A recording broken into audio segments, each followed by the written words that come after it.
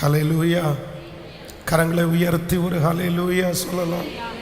So ஆண்டவருடைய நாமத்தினாலே உங்கள் எல்லாரையும் மறுபடியுமாக நான் வாழ்த்தி வரவேற்கிறேன்.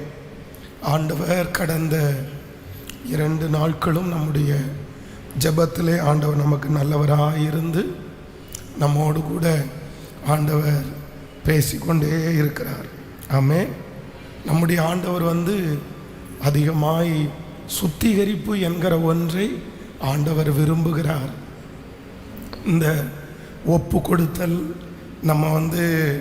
நம்மை தாழ்த்துவது, இது எல்லாவற்றையும் ஆண்டவர் ஏற்றுக்கொள்ளுகிறவராக இருக்கிறார். வேதம் சொல்லுகிறது, நினிவே பட்டணத்தினுடைய ஜனங்களுடைய பாவம் வானபரியந்தம் எட்டிற்று. அவர்கள் மகா பெரிய கொடுமையான பாவிகளாய் அவர்கள் இருந்தார்கள். அப்போ அந்த பட்டணத்தை அழிப்பதற்காக ஆண்டவர் ஒரு தீர்க்கதரிசியை ஆண்டவர் கட்டளையிட்டு, அந்த தீர்க்கதரிசியின் மூலமாக இன்னும் சில நாட்களுக்குள்ளாக நினிவே கவிழ்க்கப்பட்டு போகும் அப்படின்னு ஆண்டவர் தன்னுடைய காரியத்தை சொல்கிறார். ஆனால் அந்த ஜனங்கள் எல்லாரும் ஒப்பு கொடுத்து, இல்லை ஆண்டவரே நீங்கள் அப்படி பண்ண வேண்டாம் அப்படின்னு எல்லாரும் உபவாசம் இருந்து தங்களை தாழ்த்தி ஜெபம் பண்ணாங்களாம். அப்போது வேதம் சொல்லுகிறது, ஆண்டவர் அந்த தேசத்திற்கு அனுப்புவேன் என்கிற தீங்குக்காக ஆண்டவர் மனஸ்தாபப்பட்டு அந்த தீங்குக்காய் அதை அவர்களுக்கு செய்யாமல் ஆண்டவர் அதை மன்னித்து கர்த்தர். அப்போ நம்முடைய வாழ்க்கையிலே நம்ம செய்கிற நிறைய தவறுகளுக்கு தண்டனைகளெல்லாம் இருக்கும்போது, அவ்வளோதான், இது நம்ம செய்த தவறுக்காக இது இப்படி நடக்காது என்று சொல்லும்போது, இப்படி நம்மை தாழ்த்தும் போது, நம்மளை ஒப்பு கொடுக்கும்போது ஆண்டவர் நம்முடைய அந்த அந்த கமிட்மெண்ட்டை பார்த்து நமக்கு இறங்குகிறவராக இருக்கிறார். ஆமென். அதனால் கண்டிப்பாக இந்த 7 நாள் ஜெபத்திற்கு பிற்பாடு ஒரு மாற்றம் நம்முடைய எல்லாருடைய வாழ்க்கையிலையும் உண்டாகும். ஆமென். ஆண்டவர் அந்த அர்ப்பணிக்கிறத, அந்த தங்களை தாழ்த்துகிறத ஆண்டவர் ரொம்ப விரும்புகிறார்.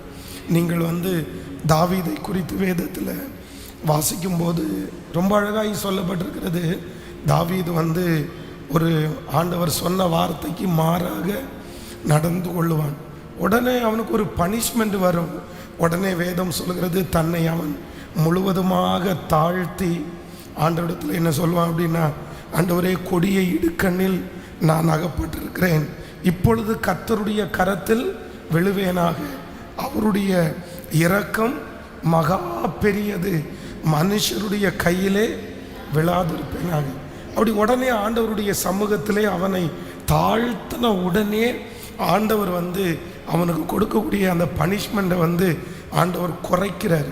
அப்போ ஆண்டவர் நம்மிடத்தில் நம்ம இல்லை, தப்பு பண்ணாதவங்க யார் இருக்காங்க, என்னுடைய சூழ்நிலை அந்த மாதிரி அப்படின்னு நம்மை நாமே நிரூபிக்கிறதற்காகவோ, இல்லைன்னா இன்னொருத்தரை குற்றப்படுத்துகிறதற்காகவோ, இல்லை அவங்க தான் இப்படி செஞ்சாங்க அதனால தான் நான் இப்படி நடந்துக்கிட்டேன், என்னுடைய கையில் எதுவுமே இல்லை அப்படின்னு சொல்லுகிறதற்காகவோ ஆண்டவர் நம்மை அழைக்கவில்லை.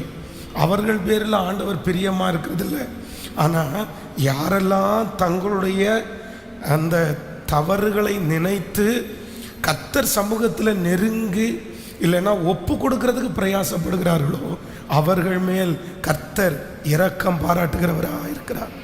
அதனால் இந்த வருஷத்தினுடைய கடைசி ஆண்டவர் நமக்கு தந்திருக்கிறதுனுடைய காரணம் என்ன அப்படின்னா, நம்மை நிரூபிப்பதற்காக அல்ல. இல்லை அப்படின்னா அவங்கெல்லாம் செய்யலையா, நான் செஞ்சது தான் உங்களுக்கு ரொம்ப தப்பாக தெரிஞ்சிருச்சா அப்படின்னு நம்ம ஆண்டவருக்கு முன்பாக காண்பிக்கிறதற்காக அல்ல.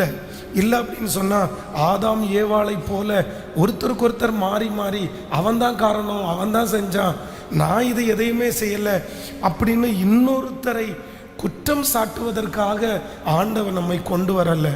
ஆண்டவர் என்ன பண்ணுறார் அப்படின்னு சொன்னால், நம்மை தாழ்த்துவதற்கு நான் தான் ஆண்டவரேன்னு சொல்லும்போது ஆண்டவர் ஒரு பெரிய மகிமையை நம்முடைய தலையின் மேலே கர்த்தர் வைப்பார். அல்லேலூயா, ஆமென். ஒவ்வொரு நாளும் நம்ம ஃபஸ்ட்டு நாள் கண்களிலே பரிசுத்தம் அப்படின்ற ஒரு வார்த்தையினால் நம்ம தியானித்தோம்.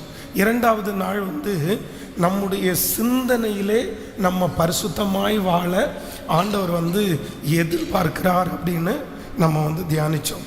நம்முடைய சரீரத்திலே ஆண்டவர் கொடுத்திருக்கிற அவயவங்களை வைத்து கர்த்தருக்கு பிரியமில்லாத காரியத்தை செய்யணும்னு சத்துரு நினைக்கிறான். அதனால தான் அவன் நம்முடைய சரீரத்தையே பயன்படுத்துகிறான். நம்முடைய சரீரத்தை நம்ம குற்றமற்றதாய் நம்ம பாதுகாக்க வேண்டியது நம்முடைய கடமை. இன்றைக்கு இந்த 3வது நாளிலே நான் உங்களோடு கூட நமக்கு தேவையான 3வது அந்த பரிசுத்தத்தை குறித்து இன்றைக்கி நம்ம தியானிக்க போகிறோம். என்ன அப்படின்னு சொன்னால், நம்முடைய கைகளிலே பரிசுத்தத்தை ஆண்டவர் எதிர்பார்க்கிறார். ஆமேன் சொல்லுங்கள். எதில் ஆண்டவர் பரிசுத்தத்தை எதிர்பார்க்கிறாரோ, நம்முடைய கரங்களிலே பரிசுத்தத்தை கர்த்தர் எதிர்பார்க்கிறார். தாவீது சொல்லும்போது ரொம்ப அழகாக சொல்லுகிறான், என் கைகளை போருக்கும் என் விரல்களை யுத்தத்திற்கும் படிப்பிக்கிற கன்மலையாகிய கர்த்தர். என் கைகளை போருக்கும் என் விரல்களை யுத்தத்திற்கும் படிப்பிக்கிற கன்மலையாகிய கர்த்தர். உலகத்தில் சிலர் பழமொழி சொல்லுவாங்க, கண்ணு பார்த்து கை வேலை செய்யும் அப்படின்னு சொல்லுவாங்க. இந்த உலகத்திலே நம்ம அன்றாடம் செய்கிற எல்லா வேலைகளும் எதனுடைய அடிப்படையில் இருக்குது அப்படின்னா, நம்ம கையை கொண்டு தான் நம்ம செய்ய முடியும். பாருங்கள், நீங்கள் காலையில் எழுந்த உடனே இந்த 2 கைகள் இல்லாமல் ஏதாவது உங்களுக்கு செய்ய முடியுதான்னு பார்த்தா ரொம்ப கஷ்டம். நம்ம சாப்பிட்றது நம்முடைய கையினால், நம்முடைய சரீரத்தை நம்ம க்ளீன் பண்ணிக்கிறது நம்முடைய கையினால், நம்ம வண்டி ஓட்டுவது நம்முடைய கையினால். இந்த உலகத்திலே இருக்கிற 90% வேலையை நம்ம எதுலாம் செய்ய முடியும் அப்படின்னா, நம்முடைய கை இருந்தால் தான் செய்ய முடியும். அப்படின்னா நம்முடைய சரீரத்திலே கர்த்தர் கொடுத்திருக்கிற ஒரு நல்ல அவயவம் என்ன அப்படின்னா இந்த கை. சிலர் இந்த கைகளினாலே நிறைய மதிப்பிற்குரிய வேலைகளை செய்து பெரிய பெரிய அளவிலே பணங்களை சம்பாதிக்கிறார்கள். அதனால தான் தாவீது சொல்லுகிறான், ஆண்டவர் என்னுடைய கையை சாதாரணமாக அல்ல, என்னுடைய கையை போருக்கும் என்னுடைய விரல்களை யுத்தத்திற்கும் படிப்பிக்கிற கர்த்தர். ஆமென். ஆண்டவர் மோசையை குறித்து வேதம் சொல்கிறது, அவன் இஸ்ரவேல் ஜனங்களை அந்த அடிமைத்தனத்திலிருந்து வெளியே கொண்டு வருவதற்கு பயப்படும் போது ஆண்டவர் என்ன சொல்றாருன்னா, உன் கையை நீ மடியில் போடு அப்படின்றாரு. உடனே அவன் மடியில் போடுறான், அந்த கை குஷ்டனமாக மாறுது. அதற்கு பிறகு திரும்ப வெளியில் எடுத்து, அப்போ அந்த ப்ராசஸில் தன்னுடைய கையை கொண்டு ஆண்டவர் பெரிய காரியத்தை செய்ய போகிறார் அப்படின்றத மோசே அறிந்திருந்தான். நான் நம்புகிறேன், நம்முடைய கைகளை கொண்டு ஆண்டவர் பெரிய காரியங்களை நிச்சயமாய் கர்த்தர் செய்வாராக. ஆமேன் சொல்லுங்கள். ஆனால் இந்த கையை நம்ம சுத்தமாய் வைத்திருக்க வேண்டியது நம்முடைய கடமை. இன்றைக்கு முழுக்க முழுக்க எதுக்கு ஜெபம் பண்ண போகிறோம் அப்படின்னா, ஆண்டவரே என்னுடைய கரங்களை நீர் என்ன படுத்துங்க அப்படின்னா பரிசுத்தப்படுத்தும் ஆண்டவரே. என்னுடைய கை உமக்கு பிரியமானதை செய்வதற்கு எனக்கு உதவி செய்யும். நான் ஒரு 3 காரியத்தை அப்படின்னா நம்முடைய கைகளுக்காக நம்ம ஜெபிக்க வேண்டிய ஒரு 3 காரியத்தை உங்களுக்கு முன்பாக சொல்லிட்டு, அதற்கு பிறகு நம்முடைய கை எதை நம்ம செய்யணும் எதை செய்யக்கூடாது அப்படின்றதையும் ஒரு 3 காரியத்தை உங்களோடு சொல்லி நம்ம எல்லாரும் சேர்ந்து நம்ம இன்றைக்கி நம்முடைய கரங்களுக்காக நம்ம ஜெபிக்க போகிறோம். ஆமேன் சொல்லுங்கள். முதலாவதாக ஒரு வசனத்தை நம்ம வாசிக்கலாமே. ஒரு வசனத்தை வாசிக்கலாம். ஸ்தோத்திரம். ஆகாயின் தீர்க்க தரிசன புஸ்தகம் 1ஆம் அதிகாரத்தினுடைய 6வது வசனத்தை நம்ம வாசிக்க போகிறோம். ஆகாய் தீர்க்க தரிசன புஸ்தகம் 1ஆம் அதிகாரத்தினுடைய 6வது வசனத்தை வாசிக்கலாமா? நீங்கள் திரளாய்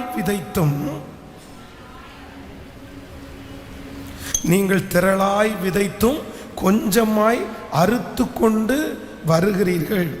நீங்கள் புசித்தும் திருப்தியாகவில்லை, குடித்தும் பரிபூரணம் அடையவில்லை.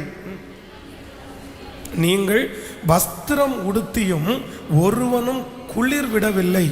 கூலியை சம்பாதிக்கிறவன் பொத்தலான பையிலே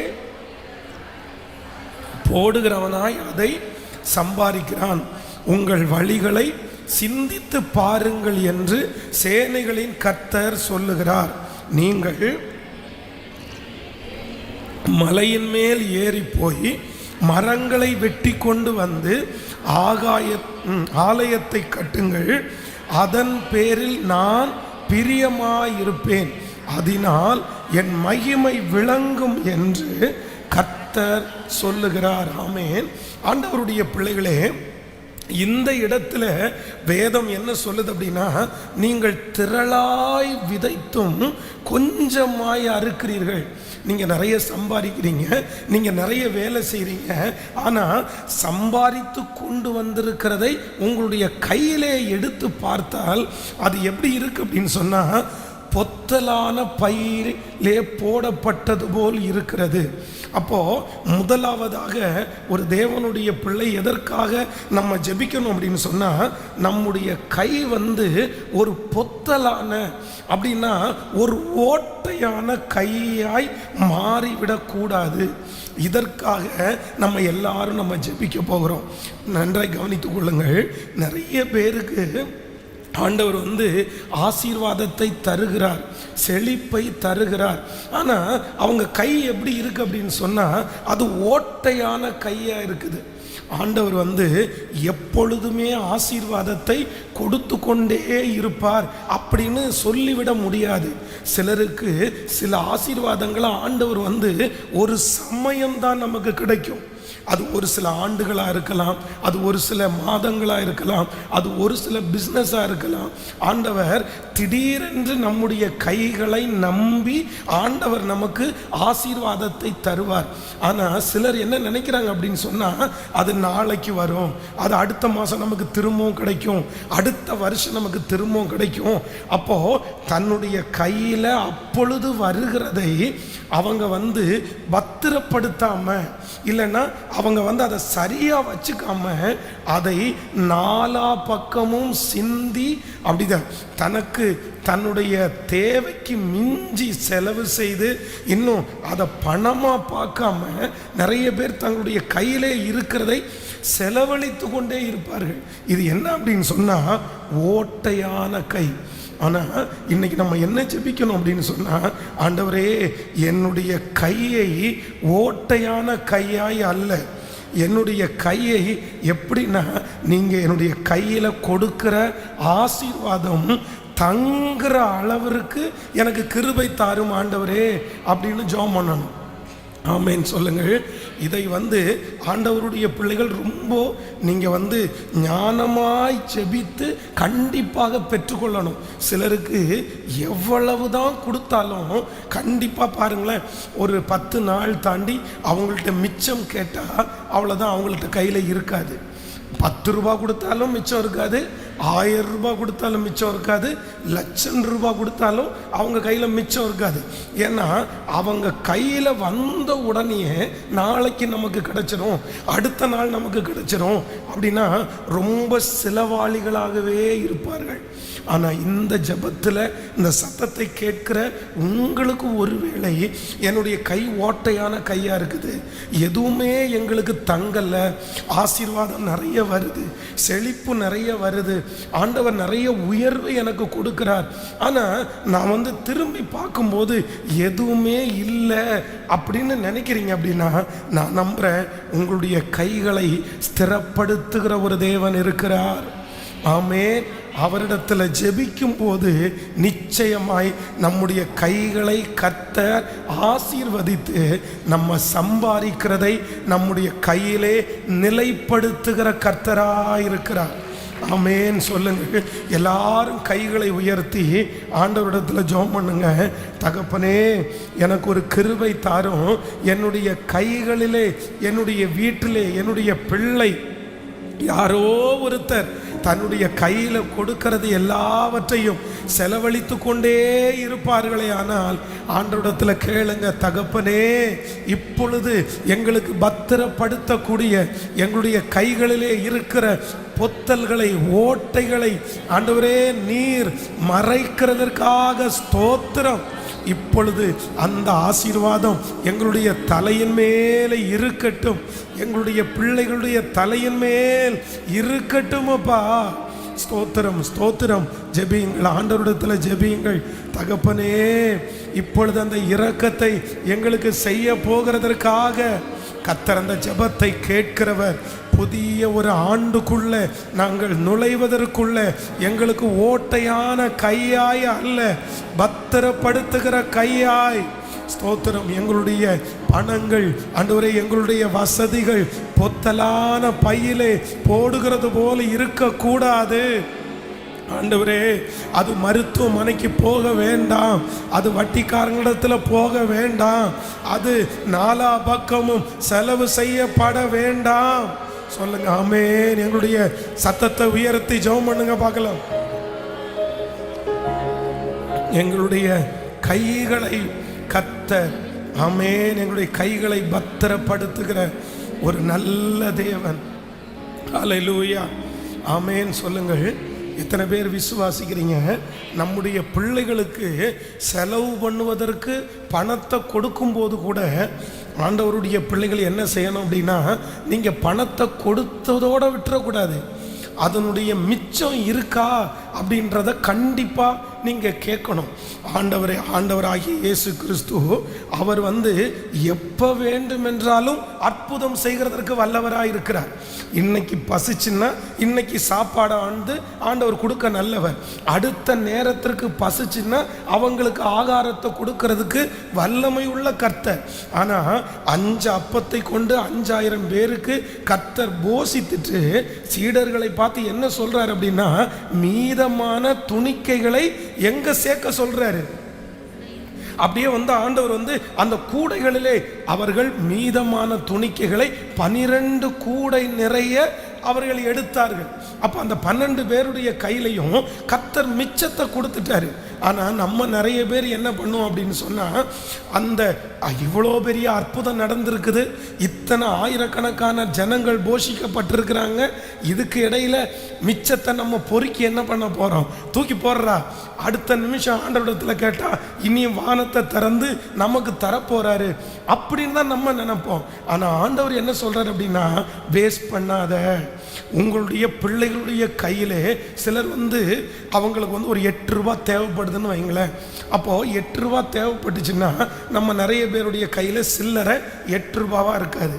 நம்ம எத்தனை ரூபாவா கொடுப்போம் சொல்லுங்களேன்? ஒரு 10 ரூபாவா கையில் கொடுப்போம். சிலர் 50 ரூபாவா கையில் கொடுப்பாங்க. ஆனால் அந்த பிள்ளை அந்த 8 ரூபா செலவு பண்ணிட்டு திரும்பி வந்துச்சுன்னு வைங்களேன், நிறைய பேர் அந்த 2 ரூபாவை என்ன பண்ண மாட்டாங்க சொல்லுங்களேன்? நிறைய பேர் அந்த 2 ரூபாவை கேட்க மாட்டாங்க. அந்த 2 ரூபாவை என்னத்தை சொல்லி நம்ம கேட்கறது?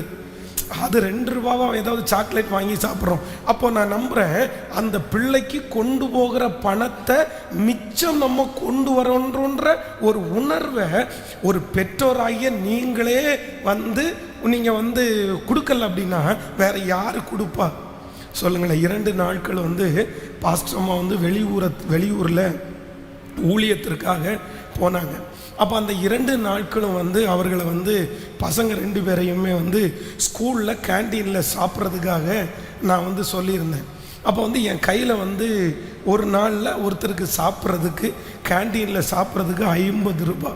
அப்போ 50 ரூபா என் கையில் சேஞ்ச் இல்லை, என் கையில் 100 ரூபாவாக இருந்துச்சு. அப்போ நான் என்ன சொன்னேன் அப்படின்னு சொன்னால், இதை உங்கள் கையில் 2 பேருடைய கையிலையும் 100 ரூபா கொடுத்துட்டேன். ஆனால் இந்த 100 ரூபா நீங்கள் ஒன்று பண்ணுங்கள், இன்றைக்கி ஒரே நாளில் செலவு பண்ணுறதுக்கு இல்லை, இது எத்தனை நாள் செலவு பண்ணுறதுக்கு? 2 நாள் செலவு பண்ணுறதுக்கு. அப்போது மூத்தவன் என்ன பார்த்து கேட்டான், இல்லை நீங்கள் நினைக்கிறது மாதிரி 50 ரூபாவுக்கு பரோட்டா மட்டும்தான் வாங்க முடியும், ஒரு 60 ரூபாவாக இருந்தால் பிரியாணி வாங்கிக்கலாம் அப்படின்னு சொன்னான். உடனே நான் என்ன சொன்னேன்னா, சரி ஓகே நீ பிரியாணி வாங்கிக்கோ, ஆனால் அந்த 40 ரூபாவை நாளைக்கு மிச்சம் வச்சு, இன்றைக்கி தான் பிரியாணி சாப்பிட்டேன்ல, நாளைக்கு கொஞ்சம் கம்மியாக சாப்பிட்டுக்கோ அப்படின்னு நான் சொல்லி அனுப்பினேன். அப்போ அடுத்த நாள் காலையில் அவங்க ஸ்கூலுக்கு கிளம்பும்போது, சரி ஓகே உங்கள்கிட்ட காசு இருக்குல்ல அப்படின்னு கேட்டேன். அப்போ மூத்தவன் சொன்னான், இல்லை நேற்றைக்கு பிரியாணி சாப்பிட்டேன், இன்றைக்கி 40 ரூபா தான் மிச்சம் இருக்குது அப்படின்னு சொன்ன உடனே, சரி இன்னும் ஒரு 10 ரூபா கூட வச்சுக்கோ, நீ இப்போ இன்றைக்கி சாப்பிடு. அப்போ நான் என்ன நம்புகிறேன் அப்படின்னு சொன்னால், இது எல்லாவற்றையும் நம்முடைய பிள்ளைகளுக்கு பழக்க வேண்டியது நம்முடைய கடமை. 20 ரூபாவை கையில் கொடுத்து 20ஐயும் செலவு பண்ணு அப்படின்றத விட, இல்லை கொஞ்சம் மிச்சம் எடுத்துட்டு வா அப்படின்ற ஒரு உணர்வை உங்களுடைய பிள்ளைகளுக்கு நீங்கள் கொடுக்காம, நான் நம்புகிறேன் உங்கள் பிள்ளைகள் நல்ல வழியிலே நடக்க முடியாது. ஆமென். எத்தனை பேர் ஆமோதிக்கிறீங்க? நீங்களும் அப்படித்தான். எப்பவுமே ஒன்று நினைத்து கொள்ளுங்கள், பணம் நம்முடைய கையிலே இருக்கிறது என்கிறதற்காக எல்லாவற்றையும் நம்ம என்ன பண்ணிட முடியாதுன்னா செலவழிச்சிடவே முடியாது. எப்பவுமே ஒரு சின்ன விஷயம், நீங்கள் எல்லாத்தையுமே செய்யுங்க, சாப்பிடுங்க, உங்களுடைய தேவைகளுக்கு எல்லாம் நீங்கள் அதை வாங்கிக்கங்க. ஆனால் ஒரு பக்கத்தில் என்ன பண்ணணும் அப்படின்னு சொன்னால், கண்டிப்பாக உங்களுக்கென்று ஒரு தேவை ஒன்று வரும்போது நீங்கள் யாரிடத்திலும் போய் நிற்காமல் உங்களுக்கென்று கையில் பத்திரப்படுத்துறது மாதிரி ஒன்று நீங்கள் தரணும்னு ஆண்டவரிடத்தில் ஜெபம் பண்ணுங்க. ஆமென். சிலர் உடனே இந்த வசனத்தை கொண்டு வருவாங்க, நாளைய தினத்தை குறித்து கவலைப்படாதிருங்கள், நாளைய தினம் சொல்லுங்க அது கர்த்தருடையது அப்படின்னு சொல்லுவாங்க. அப்போ நான் என்ன நம்புறேன் அப்படின்னா, அந்த வசனத்தை இதுல கொண்டு நீங்க சேர்க்கக்கூடாது. ஆண்டவருடைய பிள்ளைகள் தப்பு பண்ணுறாங்க. அப்போது இன்னைக்கு ஆண்டவர் நம்ம கையில் கொடுக்கறது எல்லாத்தையும் செலவழிச்சிட்டு ஒருவேளை நாளைக்கும் சேர்த்து இன்னைக்கு கர்த்தர் கொடுத்துருக்கலாம். இஸ்ரவேல் ஜனங்களுக்கு மன்னாவை கர்த்தர் கொடுக்கும்போது அந்த மன்னாவை அடுத்த நாளைக்குள்ளதையும் சேர்த்து சில நாட்களில் கொடுத்தாரு. ஓய்வு நாளைக்குள்ளதை சேர்த்து கர்த்தர் ஒரு நாளைக்கு முன்னாடி. ஏன் அப்படின்னா, அடுத்த நாள் நீ வேலை செய்ய முடியாது, அடுத்த நாள் நீ ஆராதிக்கு தான் செய்யணும், அப்போ உனக்கு அடுத்த நாளைக்கு உள்ளதையும் இந்த நாளிலே ஆண்டவர் தந்திருக்கிறார். சிலருக்கு கர்த்தர் உங்களுக்கு கொடுக்கிற ஆசீர்வாதம் இன்னைக்கு மட்டுமல்ல, நீங்கள் நாளைக்கும் நீங்கள் செய்வதற்காக கர்த்தர் உங்களுக்கு தருகிறார். ஆமென். இதுவரையிலும் உங்கள் வாழ்க்கையில் அப்படி பண்ண முடியாமல் இருக்கலாம். நீங்கள் சொல்லலாம், பாஸ்டர் 1 ரூபாய் வந்தால் எனக்கு 5 ரூபாய் செலவு இருக்குது, எனக்கு நிறைய செலவு இருக்குது, என் கையில் ஒன்று கூட தங்க மாட்டேங்குது. ஆனால் நான் நம்புகிறேன், நீங்கள் ஜெபம் பண்ணுவீர்களே ஆனால் கர்த்தர் உங்களுக்கு அந்த ஆசீர்வாதத்தை கண்டிப்பாய் தருவார். ஆண்டவரால் முடியும். ஆமென். ஆமென். நம்ம அவருடைய நாமத்திற்காக எதை கேட்டாலும் அதை கர்த்தர் நமக்கு தர வல்லவராயிருக்கிறார். தாவீதை குறித்து வேதம் சொல்லுகிறது, ஆலயத்தை ஆண்டவர் கட்ட வேண்டாம் என்று சொன்ன உடனே, சரி நான் இனி கட்ட மாட்டேன், எனக்கு கிடைச்ச ஆசீர்வாதத்தை எல்லாம் நான் அப்படியே செலவு பண்றேன் அப்படின்னு நினைக்கல. என்ன பண்றாரு அப்படின்னு சொன்னா, அடுத்து தன்னுடைய மகனாகிய சாலோமன் அந்த ஆலயத்தை கட்டுவதற்கு சகலவற்றையும் அவர் என்ன பண்ணினாராமா, சவதரித்து வைத்தார் அப்படின்னு வேதம் சொல்லுது. அப்போ ஆண்டவர் நம்மிடத்துல என்ன எதிர்பார்க்கிறாருன்னா, ஒரு தேவனுடைய பிள்ளை அதை சவதரித்து வைக்கணும் அப்படின்றத கர்த்தர் எதிர்பார்க்கிறார். ஆமென். நீங்க இதற்காக ஆசைப்படாம, நீங்க ஜெபம் பண்ணாம, உங்களுடைய வறுமை ஒரு காலத்திலும் தீரவே தீராது. நானும் எத்தனையோ பேரை பார்த்துருக்கிறேன். சிலருடைய கேரக்டர் எப்படி இருக்கு தெரியுமா, அவ்வளவு ஒரு என்ன கேரக்டர் தெரியுமா, கையில் கிடைச்சிச்சுன்னு வைங்களேன், எதையுமே அவங்க யோசிக்க மாட்டேங்கிறாங்க. அதே நேரத்தில் நாளைக்கு இன்னொருத்தருக்கு முன்னாடி போய் நிற்கிறதுக்கும் யோசிக்க மாட்டேங்கிறாங்க. அது எந்த விதத்தில்? அப்போ அந்த உணர்வே வராதா? நம்ம அப்படி நம்ம இன்னொருத்தருக்கு முன்னாடி போய் நிற்கும்போது நமக்கு கஷ்டமாக இருக்காதா? அது எத்தனையோ புத்தி சொன்னாலும், இல்லை என்னுடைய கேரக்டர் இதுதான், என்னுடைய இதுதான், என்னை விட்டுருங்க அப்படின்னு சொல்கிறாங்க. அப்போது நான் என்ன சொல்கிறேன் அப்படின்னு சொன்னால், அது உங்களுக்கு மட்டுமல்ல, அது உங்களுடைய பிள்ளைகளுக்கும் என்ன கொண்டு வரும் அப்படின்னா சில நேரத்தில் பாதிப்பை கொண்டு வரும். ஆமேன்னு சொல்லுங்கள். எத்தனை பேர் ஆமோதிக்கிறீர்கள்? அல்லேலூயா. நீங்கள் வேதம் சொல்லுது, இந்த 10 கன்னிகைகளை குறித்து வேதம் சொல்லுது. இந்த 10 கன்னிகைகளில் 5 கன்னிகைகள் புத்தி உள்ளவர்கள், 5 கன்னிகைகள் புத்தி இல்லாதவர்கள். இப்போ அந்த சம்பவத்தை எடுங்களேன், அது ரொம்ப நல்லா இருக்கணும். அந்த 10 கன்னிகைகளை குறித்து வேதத்தில் வாசிக்கும் போது எடுத்துறீங்களா? 5 கன்னிகைகள் புத்தி உள்ளவைகள், 5 கன்னிகைகள் புத்தி இல்லாதவர்கள். மத்தேயு 25ஆம் அதிகாரத்தில் இருக்குது, வாசிக்கலாம். மத்தேயு 25ஆம் அதிகாரம் 1வது வசனம் 7வது வசனத்திலிருந்து வாசிக்கலாம். அப்பொழுது அந்த கன்னிகைகள் எல்லாரும் எழுந்திருந்து தங்கள் தீவட்டிகளை ஆயத்தப்படுத்தினார்கள். அடுத்த வசனம், புத்தி இல்லாதவர்கள் புத்தி உள்ளவர்களை நோக்கி, உங்கள் எண்ணெயில் எங்களுக்கு கொஞ்சம் கொடுங்கள், எங்கள் தீவட்டிகள் அணைந்து போகிறதே என்றார்கள். புத்தி உள்ளவர்கள் பிரதி உத்தரமாக, அப்படி அல்ல, எங்களுக்கும் உங்களுக்கும் போதாமல் இராதபடி நீங்கள் விற்கிறவரிடத்தில் போய் உங்களுக்காக வாங்கி கொள்ளுங்கள் என்றார். அதுக்கு முன்னாடி வசனத்தை அந்த 6வது வசனத்திலிருந்து வாசிக்கலாம்.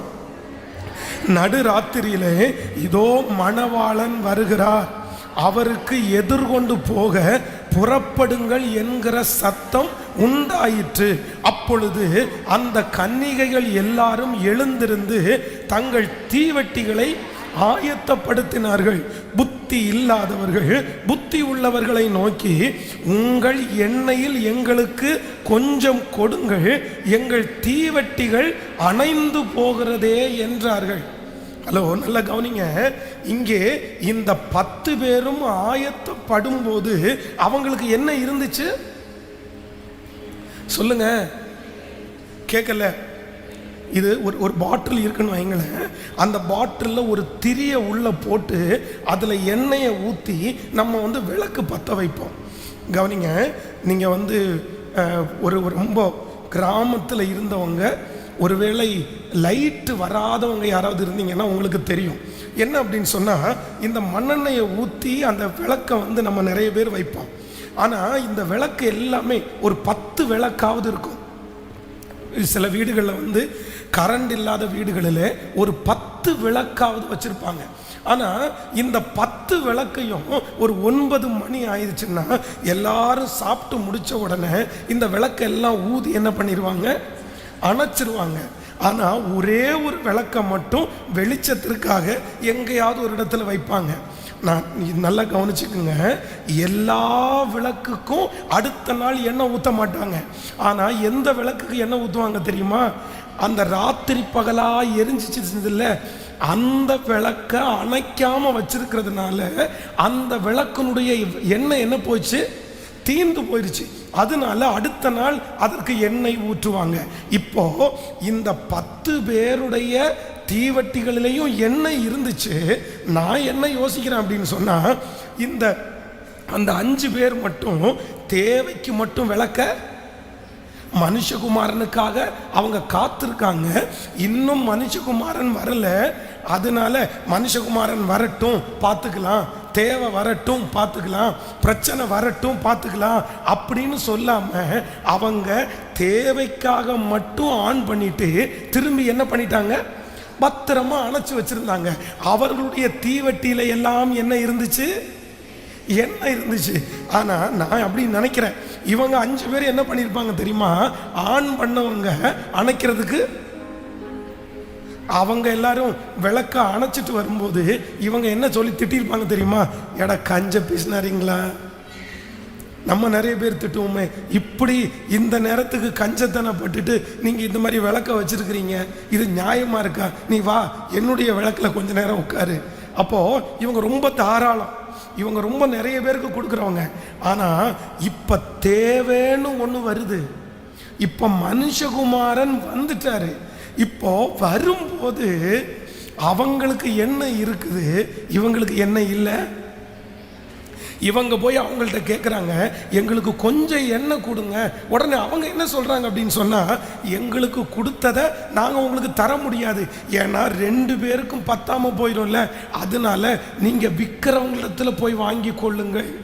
நான் நம்புகிறேன் இந்த நிலைமை இந்த ஜெபத்தில் இந்த சத்தத்தை கேட்கிற ஒருத்தருக்கு கூட உங்களுக்கு வரக்கூடாது.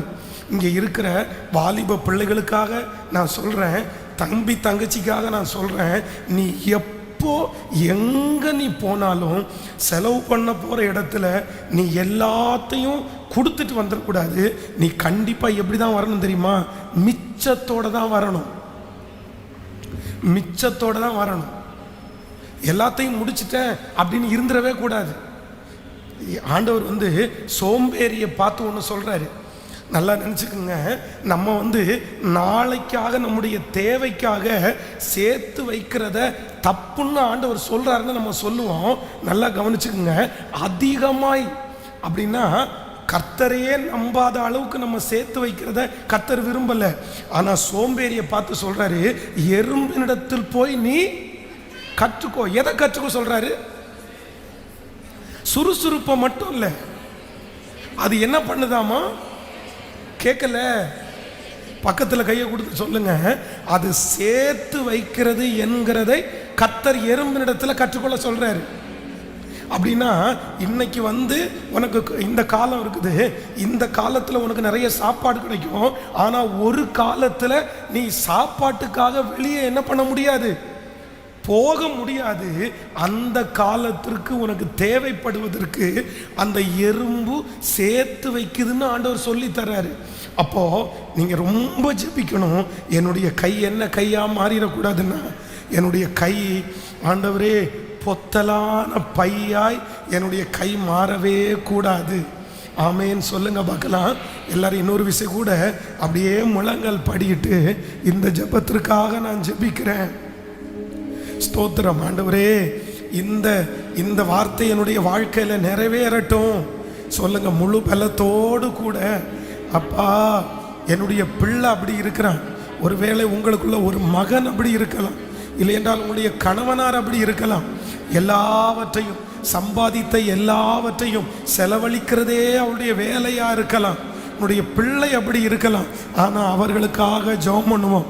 புதிய வருஷத்தில் கர்த்தர் எனக்கு ஒரு கிருபையை தருவீராக சொல்லுங்க முழு பலத்தோடு. ஆண்டவரே, என்னுடைய கரங்களை ஆசீர்வதிக்கிற கர்த்தர், என்னுடைய கைகளை ஆசீர்வதிக்கிற கர்த்தர், இப்பொழுது ஒரு ஆசீர்வாதத்தை தாரும் ஆண்டவரே. என்னுடைய கைகளிலே இருக்கிற எல்லா பொத்தல்களும் மாறுவதாக ஆண்டவரே சொல்லுங்க.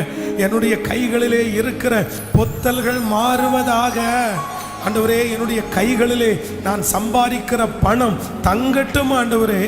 என்னுடைய பிள்ளையினுடைய கைகளிலே சம்பாதிக்கிற பணம் தங்கட்டும் ஆண்டவரே. இனி விரயமாக கூடாது, இனி ஏமாத்தி யாரும் பறிச்சுக்க கூடாது, இனி நான் அதை இழந்துடக்கூடாது ஆண்டவரே. நான் அதை பத்திரப்படுத்துவதற்கு கர்த்தர் எனக்கு கிருபை தருவீராக. ஸ்தோத்திரம். சத்தத்தை உயர்த்தி ஜெபிக்க ஜெபிக்க கர்த்தரதை கேட்கட்டும். ஆமென். ஸ்தோத்திரம். நல்ல ஜெபம் பண்ணுங்க, நல்ல ஜெபம் பண்ணுங்க. நன்றி அப்பா, நன்றி அப்பா, நன்றி அப்பா. எங்களுடைய ஜெபத்தை கேட்கிறவரே, ஜெபத்தை கேட்கிறவரே, வருகிற ஆண்டு ஆசீர்வாதம் எனக்கு வேண்டும் ஆண்டவரே. இந்த ஆசீர்வாதத்தை எனக்கு நீ தர வேண்டும். இந்த ஜெபத்தோடு கூட, இந்த சுத்திகரிப்பு ஜெபத்தோடு கூட அந்த சாப வல்லமைகள் இயேசுவின் நாமத்தில் மாறட்டும் என்று சொல்லி நான் ஜெபிக்கிறேன். இயேசுவின் நாமத்தில் அது மாறட்டும், மாறட்டும். ஹல்லேலூயா. என் கைகளை ஆசீர்வதிக்கிற கர்த்தர், என் கரங்களை ஆசீர்வதிக்கிற கர்த்தர், என் கரங்களை ஆசீர்வதிக்கிற கர்த்தர். ஹல்லேலூயா. ஆமென். எல்லாரும் கவனிங்க. சாலோமோன் சம்பாதிச்சதை போல இந்த உலகத்தில் வேற யாரும் என்ன பண்ணல? சொல்லுங்க. அவன் கேளாத ஐஸ்வர்யத்தை கர்த்தர் அவனுக்கு தந்தார். ஆனா அந்நிய பெண்களை எல்லாம் நிறைய அவன் நிறைய மனைவிகளை கல்யாணம் பண்ணி அந்த தன்னுடைய வீட்டில் ஆயிரக்கணக்கான பேர் டெய்லி சாப்பிட்டாங்க. அவன் நிறைய பேருக்கு சாப்பாடு கொடுத்துட்டான். அந்த சாப்பாடு கொடுத்ததெல்லாம் தப்பு இல்லை, அவனுக்கு நிறைய வந்துச்சு. உலகத்தில் இருக்கிற எல்லாரை விட அதிகமாக வந்துச்சு. ஆனால் அவனுடைய ராஜ்ய பாரத்தினுடைய கடைசியில் பைபிள் என்ன சொல்லுது தெரியுமா? அவனுடைய ராஜ்யத்தை ரன் பண்ண முடியாமல், அவனுடைய அரசாங்கத்தை அவனால் நடத்த முடியாமல், ஜனங்களிடத்தில் வரி நிறைய சுமத்தக்கூடிய ஒரு சூழ்நிலைக்கு தள்ளப்பட்டான். அப்போ சிலருக்கு நல்லா நினைச்சுக்கோங்க, எனக்கு வராததுனால நான் இன்னைக்கு ஒன்றும் இல்லாமல் இருக்கிறேன்னு சிலர் சொல்லுவாங்க. இல்லை இல்லை, சிலருக்கு எவ்வளவு வந்தாலும் அவங்க முடிவில் என்னதான் சொல்லுவாங்க அப்படின்னா, அவங்களுக்கு ஒன்றுமே இருக்காது. அது யாருன்னா அதிகமான செலவாளிகளாக இருக்கிறவர்கள். அப்போ நம்முடைய கைகள் சிலர் நீங்கள் கண்டிப்பாக தீமைக்கு செலவு பண்ணியிருக்க மாட்டீங்க. உங்களுடைய அந்த ஆசீர்வாதமான வாழ்க்கைக்கு நீங்கள் செலவு பண்ணியிருக்க மாட்டீங்க. ஆனால் உங்கள் வாழ்க்கையில் அடித்த புயல்கள், உங்கள் வாழ்க்கையில் அவ்வளோதான். இந்த ஒரு வருஷம் முழுக்க சேர்த்து வச்சது ஒரு நோயில், இல்லைன்னா ஒரு ஆக்சிடெண்ட்டில், இல்லைன்னா ஏதோ ஒரு சின்ன பிரச்சனையில் எல்லாத்தையும் வாரி கொண்டு போகலாம். ஆனால் நீங்கள் ஜெபம் பண்ணுங்க, ஆண்டவரே என்னுடைய கையில் ஆசீர்வாதம் தங்கணும்னு ஜெபம் பண்ணுங்க, தங்கணும்னு ஜெபம் பண்ணுங்க. நான் நம்புகிறேன் உங்கள் கையை ஆண்டவர் ஆசீர்வதித்து கொடுப்பார், ஆண்டவர் பிளஸ் பண்ணி தருவார். இனி இதற்கு பிறகு நீங்கள் சம்பாதிக்கிறது உங்கள் கையில் வருகிறதையும் கர்த்தர் அந்நியர்கள் பறிக்காதபடி கர்த்தர் தங்க வைப்பாராக, தங்க வைப்பாராக. ஆமென். என் தேவனால் நான் உயருவேன், என் தேவனால் நான் வளருவேன், என் தேவனால் நான் உயருவேன், என் தேவனால் நான் வளருவேன். நிச்சயம் நடக்கும், நிச்சயம் நடக்கும், சுற்றியுள்ள கண்கள் அதை பார்க்கும். நிச்சயம் நடக்கும், நிச்சயம் நடக்கும், சுற்றியுள்ள கண்கள் அதை பார்க்கும். பாடுவோம், என் தேவனால் நான் உயருவேன், என் தேவனால் நான் வளருவேன், என் தேவனால் நான் உயருவேன்,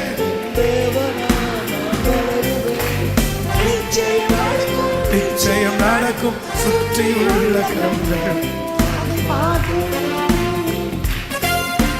சுற்றியுள்ள கண்கள் அதை பார்க்கும்.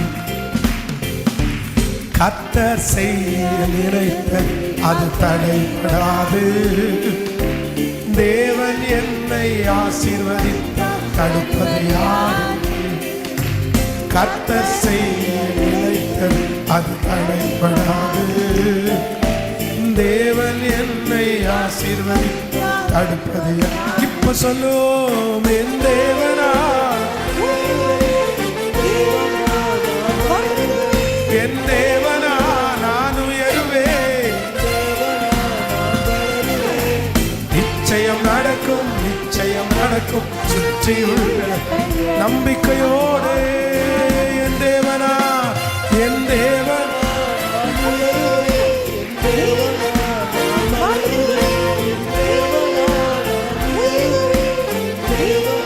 நான் வளருவேன், நிச்சயம் நடக்கும், சுற்றியுள்ள கண்கள் பார்க்கும், சுற்றியுள்ள கண்கள் பார்க்கும். ஹல்லேலூயா. அப்படி எல்லாரும் உட்காருங்க. அப்போ ஃபர்ஸ்ட் நமக்காக, நம்மளுடைய கைகளுக்காக நம்ம ஜெபிக்க வேண்டிய முதல் ஜெபம் என்ன அப்படின்னு சொன்னால், ஆண்டவரே என்னுடைய கையில் இருக்கிற பொத்தல்கள் எல்லாம் என்ன பண்ணட்டும் அப்படின்னு சொன்னால் மாறட்டும் ஆண்டவரே. வேதம் சொல்லுகிறது, நீ ஸ்திரப்படு, அதற்கு பிறகு உன் சகோதரனை ஸ்திரப்படுத்து. பக்கத்தில் இருக்கிற கையை பிடிச்சி சொல்லுங்க, நீங்க ஸ்திரப்படுங்க. உன் உன் கிளைகள் உறுதிப்படுத்தப்படட்டும். உன் கூடாரத்தின் எல்லையை விசாலமாக்கு. அதற்கு பிறகு என்ன பண்ணலாமா? ஆமேன் சொல்லுங்கள். அதான் உலகத்தில் நம்ம நிறைய பேர் என்ன பண்ணுறோம்னா, எல்லாருக்கும் எல்லாம் செஞ்சுட்டு நம்மளை மட்டும் நம்ம நிறைய பேர் பார்த்துக்க மாட்டோம். நம்முடைய பிள்ளைகளை மட்டும் நம்ம நிறைய பேர் பார்த்துக்க மாட்டோம். ஆனால் ஆண்டவர் என்ன சொல்கிறார் அப்படின்னு சொன்னால், இல்லை முதல்ல என்ன பண்ணணும் அப்படின்னா, நீ தான், நம்ம தான், நமக்கு நம்முடைய பாத்திரம் நிரம்பி என்ன பண்ணணுமாமா சொல்லுங்களேன். நம்ம மற்றவர்களுக்கு பிரயோஜனமாக மாறணும். மற்றவங்களுக்கு நம்ம கண்டிப்பாக செய்யணும். எப்போ தெரியுமா? ஆண்டவர் ஆண்டவர் சொல்றாரு, ஒரு வஸ்திரம் இருக்கிறவன் அந்த ஒரு வஸ்திரத்தையும் கொடுன்னு ஆண்டவர் கேட்கல, சொல்லல. ஆண்டவர் என்ன சொல்றாரு? 2 வஸ்திரம் இருக்கிறவன். இந்த 2 வஸ்திரம்னு சொல்றது என்ன அர்த்தம்னு நினைக்கிறீங்க? எண்ணிக்கை அப்படிதான். 2 ட்ரெஸ் இருக்குது அப்படின்னா ஆண்டவர் என்ன சொல்றாருன்னா, இப்ப நீ ஒரு வஸ்திரத்தை போட்டிருக்க, இப்போ உனக்கு என்ன தேவையில்லை? வஸ்திரம் தேவையில்லை. உனக்கு எப்படி இருக்குது? எக்ஸ்ட்ரா மிகுதியா இருக்குது. உனக்கு மிச்சம் இருக்கிறத கண்டிப்பா நீ என்ன பண்ணலாம்? நீ மற்றவங்களுக்கு கொடுக்கலாம் அப்படின்னு தான் ஆண்டவர் சொல்றாரு. அப்போ ஆண்டவருடைய பிள்ளைகள் நிறைய பேர் என்ன பண்ணுவாங்க தெரியுமா? இவங்களுக்கு காசு இருக்காது, இன்னொருத்தடத்துல கடன் வாங்கி கொடுத்துருவாங்க. அது எப்படி நீங்க செய்யறீங்கன்னு தெரியல,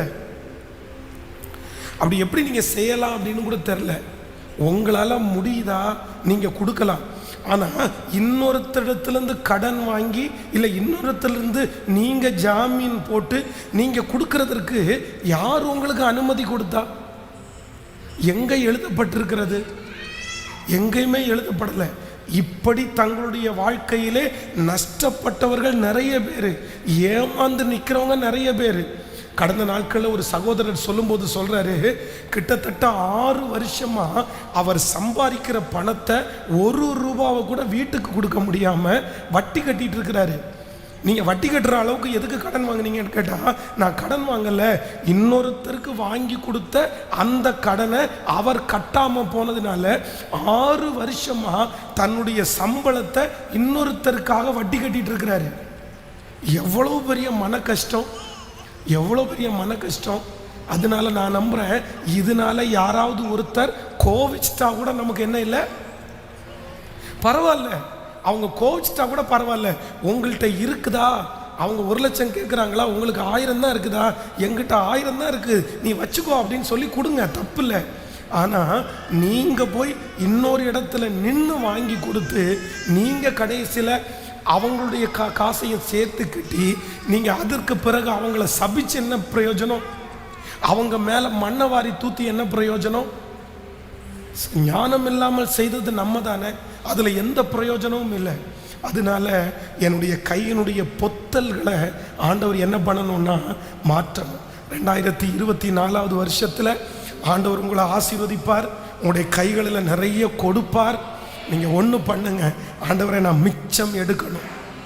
இப்போ ஒருவேளை இந்த வருஷத்தினுடைய கடைசியில் நீங்கள் கையில் ஒன்றுமே இல்லாமல் நீ வெறுங்கையோட ஒரு புதிய வருஷத்துக்குள்ளே நீங்கள் கடந்து போகலாம். ஆனால் நான் நம்புகிறேன், நான் விசுவாசிக்கிறேன், கர்த்தர் வெறுங்கையா நீங்கள் போகிறவங்கள வருகிற ஆண்டு பல பரிவாரங்களோட கர்த்தர் உங்களை காண பண்ணட்டும்.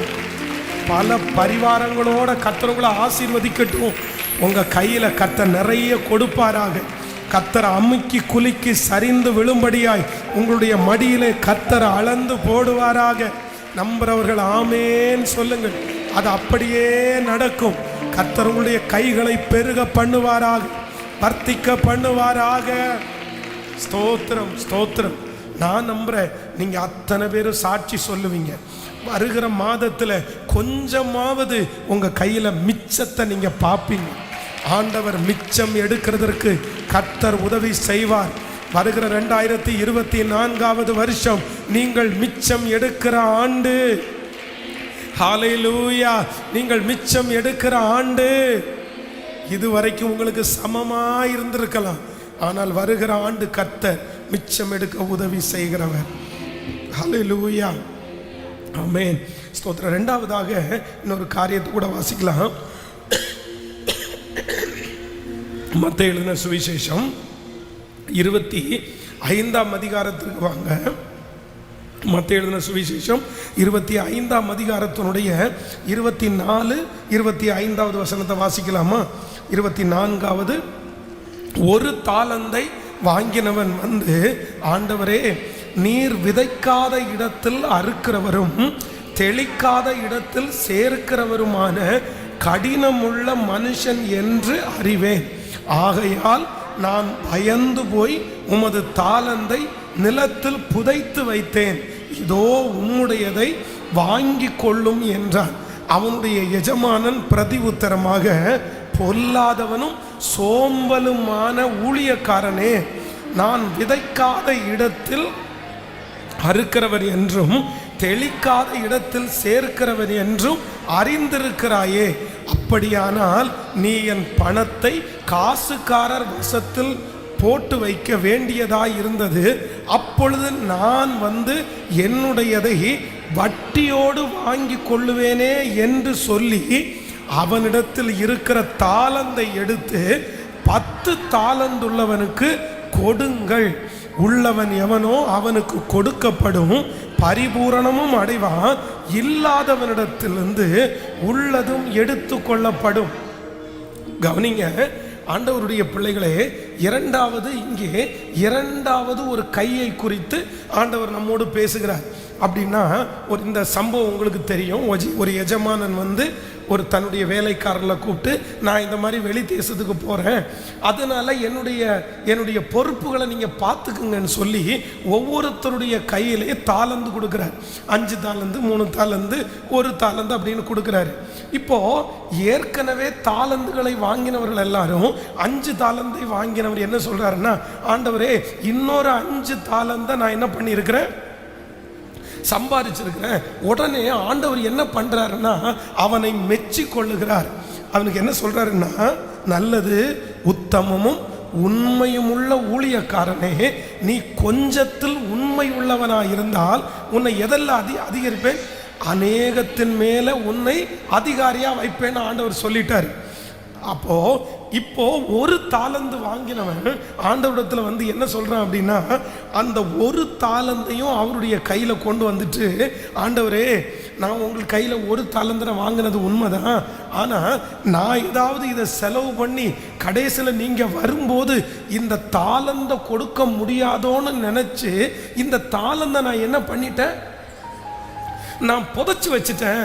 அதனால இதா அப்படின்னு சொல்லி கொடுக்கும்போது ஆண்டவர் என்ன சொல்றாருன்னா, பொல்லாதவனும் சோம்பலுமான ஊழியக்காரனே, ஃபர்ஸ்ட் 5 தாலந்த 10 தாலந்தா மாத்தினவனுக்கு அவனுக்கு என்ன வரவேற்பு, அவனுக்கு ஆண்டவர் என்ன பேர் வச்சாரு கேட்கல, உண்மையும் உத்தமம் உள்ள ஊழியக்காரனே, நீ கொஞ்சத்தில் உண்மையாயிருந்தால் உன்னை, நீங்க எதற்காக ஜெபிக்கிறீர்களோ இல்லையோ, கண்டிப்பாக இந்த ஆசீர்வாதத்திற்காக ஜெபிக்கணும். உங்க கை என்ன கையா மாறணும்னா, ஆசீர்வாதமான கையா மாறணும். இதற்காக ஒரு தேவனுடைய பிள்ளை கண்டிப்பாக நீங்க ஜெபிக்கணும். பாருங்க, சிலர் வந்து அவங்களுடைய கை ஆசீர்வாதமான கையாகவே இல்லை. அப்படின்னா தங்களுடைய கையில கொடுக்கப்பட்டிருக்கிற அந்த கொஞ்சத்தை வந்து அவங்க வந்து அதை வளர்த்தணும், பெருகணும், அதில் முன்னேறணும், அதில் நல்ல முன்னுக்கு வரணும். இதில் முன்னுக்கு வந்திருக்கிறவங்க யார் இருக்காங்க, இதுக்கு என்ன பண்ணலாம் அப்படின்ற எண்ணமே அவங்களுக்குள்ள வர்றதில்லை. அவ்வளோதான். அப்படியே நான் நம்புறேன், அவங்களுக்கு நல்ல தாளந்துகள் இருக்குது, அவங்களுக்கு அவங்க நினைச்சாங்கன்னா நிறைய செய்யலாம், ஆனால் ஒன்றுமே பண்ண மாட்டாங்க. அவ்வளோதான். 10,000 ரூபாய்க்கு 10,000 ரூபாய் சம்பளம் வாங்குறோமா, 20,000 ரூபாய் சம்பளம் வாங்குறோமா, சம்பளம் வாங்குற அளவுக்கு நம்ம இருந்தால் போதும். அவ்வளோதான். நான் சம்பளம் வாங்குறேன், அதுக்கு தகுந்த மாதிரி உனக்கு நான் உழைச்சி கொடுக்குறேன், அவ்வளோதான். அப்போது நீங்கள் என்னைக்கு வளருவீங்க? ஒருவேளை அங்கே வளரக்கூடிய வாய்ப்பு உங்களுக்கு இல்லையா, இன்னொரு இடத்துலையாவது போய் நீங்கள் வளரலாம் இல்லை, நீங்கள் உயரலாம் இல்லை. ஆனா அப்படி ஆண்டவர் ரொம்ப வெறுக்கிறது என்ன அப்படின்னு சொன்னா, தங்களுடைய கைகளிலே கொடுக்கப்பட்டிருக்கிற கிருபைகளை வளர்த்தாதவர்களை ஆண்டவர் வெறுக்கிறார். சிலருக்கெல்லாம் கொடுத்திருக்கிற தாளந்துகள் வேற நிறைய பேருக்கு இல்லை. கிராமங்களில் இருக்கிறவங்க எல்லாம் பார்த்தீங்கன்னா அவங்களுக்கெல்லாம் ஒன்றுமே தெரியாது. அவங்களுக்கு விவசாயம் பண்ணுறதுக்கு இந்த மாதிரி சாதாரணமாக தான் தெரியும். ஆனால் சிட்டியில் இருக்கிற நிறைய பேருக்கு உங்களுக்கு எவ்வளவு நாலேஜ் இருக்குது. இந்த வாலிப தம்பிகளுக்கெல்லாம் இன்னைக்கு எவ்வளவு புத்தி இருக்குது, எவ்வளவு அறிவு இருக்குது. ஆனால் ஒரு முயற்சியும் எடுக்கிறது இல்லை.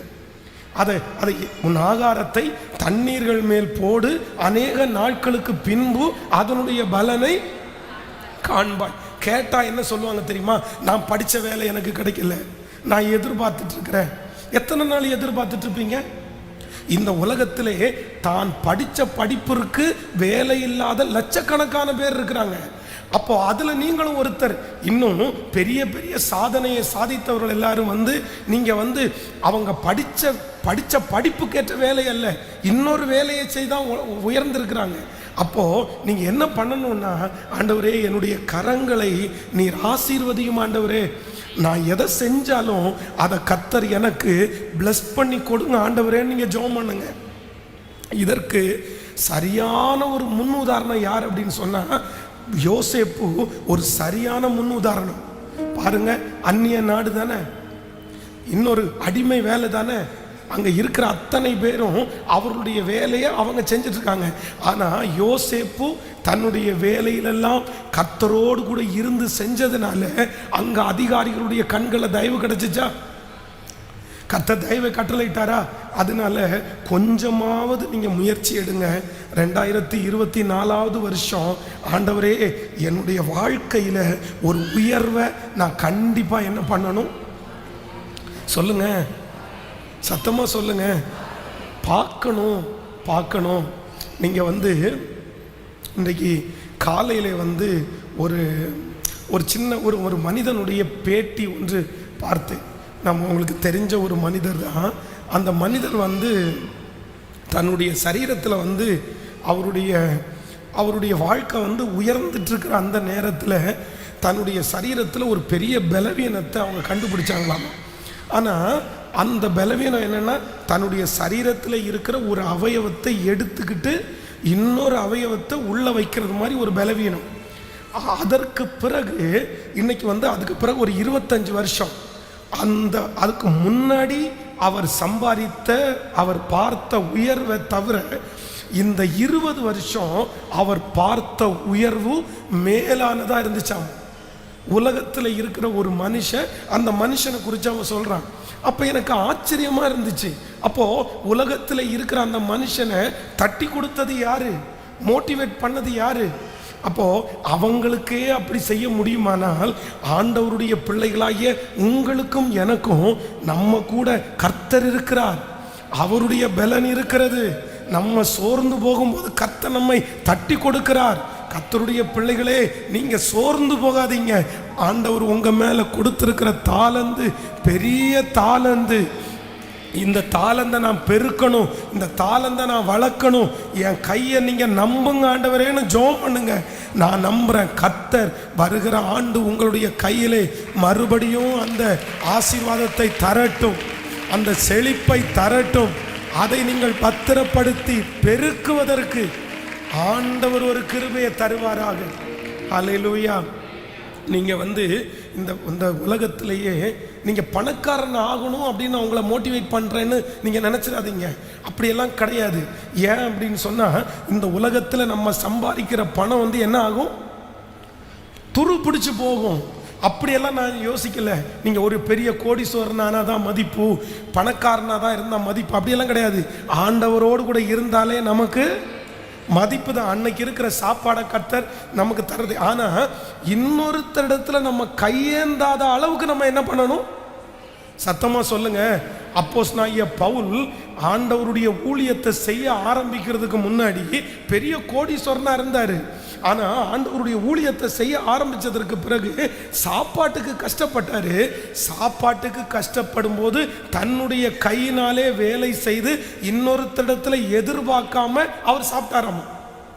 நீங்கள் வந்து அந்த அம்பானி அப்படின்ற ஒருத்தர் இருக்கிறார், பெரிய கோடீஸ்வரர். நீங்கள் எல்லாம் கேள்விப்பட்டிருப்பீங்க. இந்தியாவினுடைய பெரிய பணக்காரர்.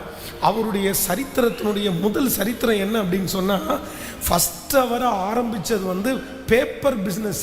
அப்படின்னா ஒரு பேப்பரை வந்து ஒருத்தரிடத்தில் போய் 5 பேப்பரை வந்து கடனாக வாங்கி நான் கொண்டு போய் விற்றுட்டு வரேன்னு வாங்கி அந்த பேப்பரை கொண்டு போய் விற்று அதில் வர்ற லாபத்தில் அந்த லாபத்தை கையில் எடுத்துகிட்டு போகாமல் அடுத்த நாள் அந்த லாபத்துக்கும் சேர்த்து பேப்பர் வாங்கினாராம். அடுத்த நாள் அந்த லாபத்துக்கு சேர்த்து பேப்பர் வாங்கினாராமா. அப்படியே ஆரம்பித்த அந்த மனுஷன் இன்னைக்கு வந்து எவ்வளவு பெரிய எட்டாத உயரம் நான் நம்புகிறேன். அப்படி நம்ம வந்து அப்படி போகணுன்னு விரும்பலை. ஆனால் நிறைய பேர் என்ன பண்ணுறாங்கன்னா, தங்கள் கையிலே கொடுத்துருக்கிற தாளந்த பெருக்கிறதுக்கு அவங்களுக்கு வந்து அந்த கமிட்மெண்ட் இல்லை. கஷ்டப்படாமல் வந்துடாது. நீங்கள் கஷ்டப்படலைன்னு சொல்லலை. ஆனால் நான் என்ன நம்புறேன்னா, நீங்கள் ஞானத்தோட கஷ்டப்படலை. உங்களுடைய கஷ்டத்தில் என்ன இருக்கணும் அப்படின்னா, ஞானத்தோடு நீங்கள் வந்து கஷ்டப்பட்டீங்கன்னா உங்களுடைய கையின் பிரயாசத்தை கர்த்தர் ஆசீர்வதிப்பார். ஆமென். அந்த அறிவை ஆண்டவர் உங்களுக்கு தரட்டும்னு நான் ஜெபம் பண்ணுறேன். ஆமென். எல்லாருடைய கரங்களையும் உயர்த்தி நம்ம ஜெபம் பண்ணுவோம். ஆண்டவரே, எனக்கு ஒரு கிருபை பாராட்டும். என்னுடைய கரங்களை நீர் ஆசீர்வதியும். என்னுடைய கை செய்கிற எல்லாவற்றையும் நீர் ஆசீர்வதியும். ஒரு பெருக்கத்தை நீர் தாரும். நன்றியப்பா. இந்த கை எதை தொட்டாலும் ஆசீர்வாதமாய் இருப்பதற்கு நீர் கிருபை பாராட்டுவீராக ராஜா. இந்த கைகளினால் ஒரு பெருக்கத்தை கொண்டு வருவதற்கு நீர் உதவி செய்யும். ஜெபம் பண்ணுங்க. நன்றியப்பா, நன்றியப்பா, நன்றியப்பா. எனக்கு கொடுத்திருக்கிற அந்த தாளந்தை நான் வளர்க்கணும்னு எனக்கு ஒரு கிருபையை தாங்க ராஜா. ஸ்தோத்திரம், ஸ்தோத்திரம், ஸ்தோத்திரம். எல்லாரும் ஜெபம் பண்ணி, நன்றியப்பா, என்னுடைய கையிலே கொடுக்கப்பட்டிருக்கிற ஒன்றை கூட நான் இழக்காமல் இருப்பதற்கு எனக்கு கிருபை தாரும் ஆண்டவரே. சொல்லுங்க முழு பலத்தோடு கூட. அப்பா, கிருபை தாரும், கிருபை தாரும், கிருபை தாரும். நான் வளரக்கூடிய கிருபை எனக்கு தாரும். நான் வளரக்கூடிய கிருபை எனக்கு தாரும். ஹல்லேலூயா. கவனிங்க, சும்மா இருக்கிறவருடைய பட்சத்தில் ஆண்டவர் எப்பவுமே கிரியை செய்ய மாட்டார். கவனிங்க, ஆண்டவர் வந்து ஒரு மனுஷனை பார்த்து கேட்குறாரு, இருக்கிற இந்த பலத்தோடே போ அப்படின்னு சொல்றதுக்கு முன்னாடி, பராக்கிரமசாலியே கர்த்தர் உன்னோடு கூட இருக்கிறார். அப்போ அடுத்த வார்த்தை அந்த மனுஷன் சொல்றான், கர்த்தர் எங்களோடு கூட இருந்தால் இதெல்லாம். அந்த பட்டணத்தில் எத்தனையோ பராக்கிரமசாலிகள் இருக்கிறாங்க. ஆனால் யாரையுமே ஆண்டவர் தேடி போகாம இந்த மனுஷனை தேடி வர்றதுக்கு என்ன காரணம்னு நினைக்கிறீங்க? எங்க ஆண்டவர் அவனை சந்திச்சாரு? எங்க ஆண்டவர் சந்திச்சாரு சொல்லுங்க? ஆலயத்தில் ஆலையில போரடிக்கிற இடத்துல கர்த்தர் அவனை சந்திக்கிறாரு. அப்படின்னா அந்த நாட்களிலே நீங்கள் நியாயாதிபதிகள் 6ஆம் அதிகாரம் 13வது வசனத்தை வாசிக்கும் போது, அப்பொழுது கிதியோன் அவரை நோக்கி, என் ஆண்டவரே, கர்த்தர் எங்களோடே இருந்தால் இவையெல்லாம் எங்களுக்கு நேரிடுவானேன்? கர்த்தர் எங்களை எகிப்திலிருந்து கொண்டு வரவில்லையா என்று எங்கள் பிதாக்கள் எங்களுக்கு விவரித்து சொன்ன அவருடைய அற்புதங்கள் எல்லாம் எங்கே? அப்பொழுது கர்த்தர் எங்களை கைவிட்டு மீதியானியர் கையில் எங்களை ஒப்பு கொடுத்தாரே என்றார். கவனிங்க, இப்போ என்ன நடக்குது அப்படின்னு சொன்னா, இவங்க கொஞ்சம் விவசாயம் பண்ணினாலே மீதியானியர்கள் வந்து அது எல்லாத்தையும் என்ன பண்ணிடுறாங்கன்னா, கரெக்டா பார்த்துட்டே இருந்து அந்த அறுப்பு காலம் வரும்போது மொத்தத்தையும் கொள்ளையடிச்சிட்டு போறாங்க. அதனால அங்க இருக்கிற அத்தனை ஜனங்களும் ஒரு முடிவு எடுத்துட்டாங்க, நம்ம விதைக்கிறத என்ன பண்ணுவோம்? நிறுத்திடுவோம். நம்ம விதைச்சா அவன் வந்து அறுத்துட்டு போறான், எதுக்கு இதை விடணுன்ற போது இந்த கிதியோன் ஒரே ஒருத்தர், இல்லை இல்லை, நான் அப்படி சும்மா இருக்க மாட்டேன், எப்படியாவது அவன் கையிலிருந்து நான் விதைச்ச அந்த ஆசீர்வாதத்தை தப்புவிக்க பண்ணுவேன்னு சொல்லி அந்த அறுவடை நாட்களில் போய் உட்காரும் போது தான் ஆண்டவர் சொல்றாரு, நீ வீட்டில் இருக்காம இந்த ஆலையில் உட்கார்ந்துட்டு இருக்கிறதுனால அவனை பராக்கிரமசாலியே, கர்த்தர் உன்னோடு கூட இருக்கிறார். ஆமென், ஹல்லேலூயா. பஞ்சமுள்ள காலத்திலே ஈசாக்கு கேட்கல, பக்கத்தில் கையை பிடிச்சி சொல்லுங்க, பஞ்சமுள்ள காலத்திலே ஈசாக்கு விதை விதைத்தான். நம்ம நிறைய பேருக்கு பஞ்சமா ஒன்றும் இல்லை அப்படின்னா நம்ம நிறைய காரணம் சொல்லுவோம். இந்த கொரோனாவை காரணம் சொன்னவங்க நம்ம எத்தனையோ பேர் இருக்கிறோம், உண்மைதானே? இன்னைக்கு கூட நம்ம நிறைய பேர் எதை காரணம் சொல்லிட்டு இருப்போம் சொல்லுங்க. கொரோனா வந்துச்சு, நான் விழுந்துட்டேன் அப்படின்னு சொல்லி. நான் நாகர்கோவிலில் ஒருத்தரை சந்தித்தேன். கொரோனாவுக்கு முன்பாக பெரிய பிஸ்னஸ் பண்ணி நஷ்டமான ஒரு மனிதர், ரொம்ப லாஸ் ஆயிட்டார். அவர் லாஸ் ஆன உடனே கொரோனா ஆரம்பிச்சிருச்சு. இப்போ என்ன பண்ணுறதுன்னு தெரில. இவருக்கு இந்த மசாலா எல்லாம் அரைச்சி மசாலா எல்லாம் அரைச்சி கொடுக்கறதுக்கு தெரியும். வீட்டில் இருந்துட்டு ஒரு பாக்கெட்டு 2 பாக்கெட்டு இந்த மாதிரி மசாலா எல்லாத்தையும் அரைச்சி ஒவ்வொரு வீட்டுக்காக கொண்டு விற்க ஆரம்பித்தவர். அவர் என்ன எனக்கு சாட்சி சொன்னார் தெரியுமா? பாஸ்டர், கொரோனா முடியும் போது நான் இழந்த எல்லா பிஸ்னஸையும் கர்த்தர் என் கையில் கொடுத்துட்டேன். நான் எல்லா கடனையும் அடைச்சிட்டேன். நான் திரும்ப எழும்பிட்டேன். எப்போ? ஆனால் நம்ம எல்லாம் நிறைய பேர் என்ன பார்த்துட்டு இருந்தாங்க தெரியுமா? டிவியையும் நாடகத்தையும் பார்த்திய டைம் போயிடுச்சு. இப்போ வேற சொல்லிட்டு இருக்காங்க, இன்னொரு கொரோனா வராதா, கொஞ்சம் ரெஸ்ட் எடுக்கலாம் அப்படின்னு. ஆமாம், நிறைய பேர் அப்படிதான். அப்போ நான் என்ன நம்புகிறேன் அப்படின்னு சொன்னால், நம்ம ஆசைப்பட்டு அதற்காக ஜெபம் பண்ணி கர்த்தரிடத்தில் கேட்டால் எவரையும் மேன்மைப்படுத்தவும் பலப்படுத்தவும் கர்த்தருடைய கரத்தினாலே ஆகும். கர்த்தருடைய கரத்தினாலே ஆகும். அதனால 2வது நம்ம ஜெபிக்க வேண்டியது என்ன அப்படின்னா, இந்த கையை பிளஸ் பண்ணுங்க.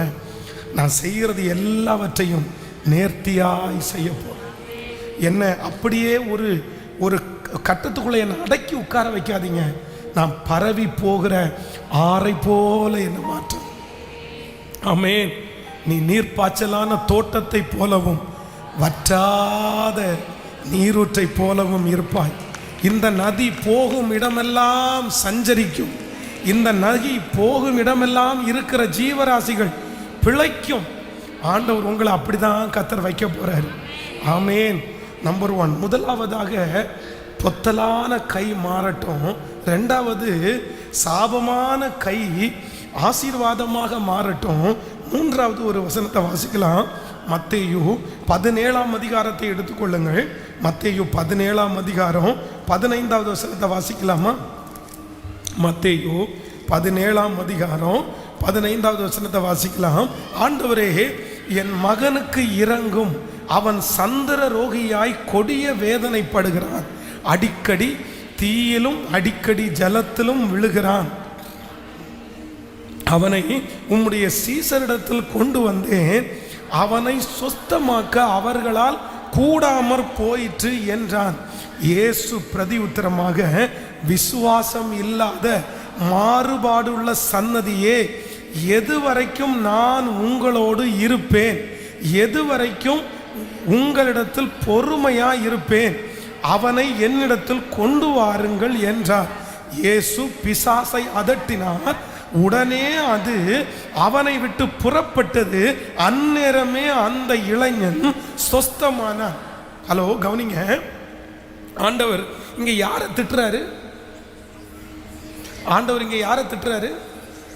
சத்தமா சொல்லுங்க. எதுக்கு திட்டுறாரு? விசுவாசம் இல்லாததுக்காக திட்டல. எதுக்கு திட்டுறாரு? ஒரு சந்திர ரோகி உள்ள ஒரு இளைஞனை ஃபர்ஸ்ட் யார் இடத்துல கொண்டு வர்றாங்க? சீசரிடத்துல அவங்க அப்பா கூட்டிட்டு வர்றாரு. கூட்டிட்டு வந்து, நீங்க எத்தனையோ அற்புத அடையாளங்களை நடக்கிறீங்க, எங்க பிள்ளைக்கு சுகம் கொடுங்க, கொஞ்சம் ஜெபம் பண்ணி ஒரு அற்புதம் நடக்கட்டும் அப்படின்னு கொண்டு வந்து தன்னுடைய பிள்ளைய கொண்டு வந்து நிறுத்துறாரு. ஆனா அவங்களால என்ன பண்ணல, செய்ய முடியல. இப்போ அவங்களால செய்ய முடியலன்னு உடனே யாரிடத்துல கொண்டு வர்றாங்க? இயேசுவினிடத்துல கொண்டு வந்த உடனே ஆண்டவர் அவங்கள பார்த்து என்ன திட்டுறாரு அப்படின்னு சொன்னா, ஏன்டா விசுவாசம் உள்ள இல்லாத சன்னதியே, எது வரைக்கும் நான் உங்களோடு கூட அப்படின்னா, நல்லா கவனிச்சுக்கோங்க. நீங்க ஒரு பிசாசு பிடிக்கிறவங்க சர்ச்சுக்கு வர்றாங்கன்னு வைங்களேன். நீங்க சர்ச்சில் ஜெபம் பண்ணிட்டு இருக்கிறீங்க. உங்கள்கிட்ட சிஸ்டர் ஜெபம் பண்ணுங்க, பிரதர் ஜெபம் பண்ணுங்க அப்படின்னு சொன்னா நீங்க முதல் யாரை கை காமிப்பீங்க? கேட்கல? அதோ பாஸ்டர் அங்கே தான் இருக்காரு, போய் ஒரு ஜெபம் பண்ணிட்டு போங்க அப்படின்னு நீங்கள் உடனே நமக்கு வேணாம்ப்பா சாமி, ஒருவேளை நம்ம துரத்த போய் அது நமக்குள்ளே பூந்துச்சுன்னா நம்ம என்ன பண்ணுவோம்? அப்போ பாஸ்டர்கிட்ட ஜெபம் பண்ணிட்டு போங்கன்னு கை காமிப்போம். அப்போ நான் என்ன நினைக்கிறேன்னா, சீடர்களும் இப்போ என்ன நினைக்கிறாங்க அப்படின்னு சொன்னால், இவர்கள் ஜெபம் பண்ணி பார்க்குறாங்க, கொஞ்சம் நடக்கலைன்னு உடனே இயேசுவை காமிச்சு போய் அவர்கிட்ட போய் ஒரு ஜெபம் பண்ணு சரியாயிரும் அனுப்பி வைக்கிறாங்க. ஆண்டவர் திட்டுறாரு. என்ன திட்டுறாரு அப்படின்னா, எத்தனை நாள் என்ன எதிர்பார்த்துட்டு இருப்ப, நான் இந்த உலகத்தை விட்டு சீக்கிரமா போயிருவேன், நீ என்ன பண்ணுவேன்னு கேட்கிறாரு. அப்போ மூன்றாவதாக ஒரு தேவனுடைய பிள்ளைகள் எந்த கைக்காக ஜெபிக்கணும்னா, இன்னொருத்தரை எதிர்பார்க்கிற கை நம்முடைய வாழ்க்கையில இருக்கக்கூடாதுன்னு சொல்லி ஜெபிக்கணும். நீயோ அநேகம் ஜாதிகளுக்கு கடன் கொடுப்பாய், கடன் கேட்கல. பக்கத்தில் கையை பிடிச்சி சொல்லுங்க, உங்களை ஆண்டவர் ஆசீர்வதிக்கணும். யாரையும் எதிர்பார்க்காத அளவிற்கு உங்க கையை ஆண்டவர் ஆசீர்வதிக்கணும். நீங்க யாரையுமே என்ன பண்ணக்கூடாது. அப்போ ஆண்டவர் திட்டுறாரு. தன்னை எதிர்பார்க்கிறதை ஆண்டவர் என்ன பண்ணல, விரும்பல. நீ செய்ப்பா, நீ பண்ணலாம்ல. நீ எத்தனை நாளா பார்த்துட்டு இருக்கிற, அந்த விசுவாசம் உனக்கு எங்க போச்சு, அந்த ஜெபம் உனக்கு எங்க போச்சு அப்படின்னு ஆண்டவர் சத்தம் போடுறாரு. அப்போ இந்த ஜெபத்தில் இருக்கிற ஆண்டவருடைய பிள்ளைகளே, எனக்கு சொந்தக்காரங்க உதவி செய்யலை, எனக்கு மாமனார் உதவி செய்யலை, எனக்கு என்னுடைய சொந்தக்காரங்க எல்லாம் ஃபாரின்ல இருக்கிறாங்க, அவங்க நினைச்சா எனக்கு இப்படி பண்ணியிருக்கலாம்ல, அவங்க நினைச்சா எனக்கு ஒரு வேலை வாங்கி தரலாம்ல, அவங்க நினைச்சா இந்த கடனை முடிக்கலாம்ல. நான் நினைக்கிறேன், அவங்க ஏன் கேட்கல? பக்கத்தில் கையை பிடிச்சி சொல்லுங்க, அவங்க ஏன் செய்யணும்னு கேளுங்க. நல்லா கேளுங்க, அவங்க ஏன் செய்யணும். எல்லாரும் கேளுங்க, அவங்க ஏன் செய்யணும். உங்களுக்கு மனசார அவங்க கொடுக்குற கிஃப்டா, சரி மனசார கொடுக்குறாங்க, அதை கூட நீங்க வாங்கிக்கலாம். ஆனால் நான் என்ன நம்புறேன் அப்படின்னு சொன்னா, இன்னொருத்தரிடத்துல கேட்டு நம்ம வாங்க வேண்டிய அந்த சூழ்நிலைக்கு கர்த்தர் உங்களையும் என்னையும் வைக்க கூடாதுன்னு நான் ஜெபம் பண்றேன். எனக்கு கொடுங்க, எனக்கு இப்படி ஒரு தேவை இருக்குன்னு ஆண்டவர் உங்களையும் என்னையும் கேட்குற அளவுக்கு என்ன பண்ணக்கூடாதுன்னா வச்சுக்கவே கூடாது. ஆமேன் சொல்லுங்கள் பார்க்கலாம். இந்த எண்ணம் நம்மை விட்டு முழுவதுமாக மாறணும். சிலர் என்ன நினைக்கிறாங்க அப்படின்னா, அவங்களுக்கு இருக்குது கொடுக்கட்டுமே. ஹலோ, யாராவது அப்படி நினைச்சிருக்கீங்களா? இருக்குல்ல கொடுக்கட்டுமே, இவ்வளோ இருக்குல்ல கொடுக்கட்டுமே. நான் சொல்றேன், உண்மையாய் வளரணும்னு ஆசைப்படுறவங்க இந்த மாதிரி யோசிக்கவே மாட்டாங்க, கண்டிப்பா யோசிக்க மாட்டாங்க. அவங்க ஏன் நம்ம கொடுக்கணும்? ஏன் நம்மளை கர்த்தர் ஆசீர்வதிக்க மாட்டாரா? நான் 10 பேருக்கு கொடுக்கணும், அவங்க கொடுக்கணும்னு அவசியம்லாம் கிடையாது. அப்படிதான் ஆண்டவருடைய பிள்ளைகள் நினைக்கணும். ஆமேன் சொல்லுங்கள். இப்பொழுது உங்க மனசிலிருந்து எடுத்து போடுங்க. என்ன அப்படின்னா, நானோ என்னுடைய பிள்ளைகளோ யாரிடத்திலும் கையேந்திர சூழ்நிலையை கர்த்தர் எனக்கு வைக்க கூடாதுன்னு ஜெபம் பண்ணுங்க. இதற்காக நீங்க பாடுபடுங்க. இந்த இந்த கிருபை உங்களுக்கு கர்த்தர் தருவாருன்னு நான் நம்புறேன். நீங்க வேதத்தில் 38 வருடமாய் வியாதியாயிருக்கிற ஒரு மனுஷனை நம்ம வாசிக்கிறோம். இப்போ அவனுக்கு படுத்த படுக்கையா இருக்கிறான்.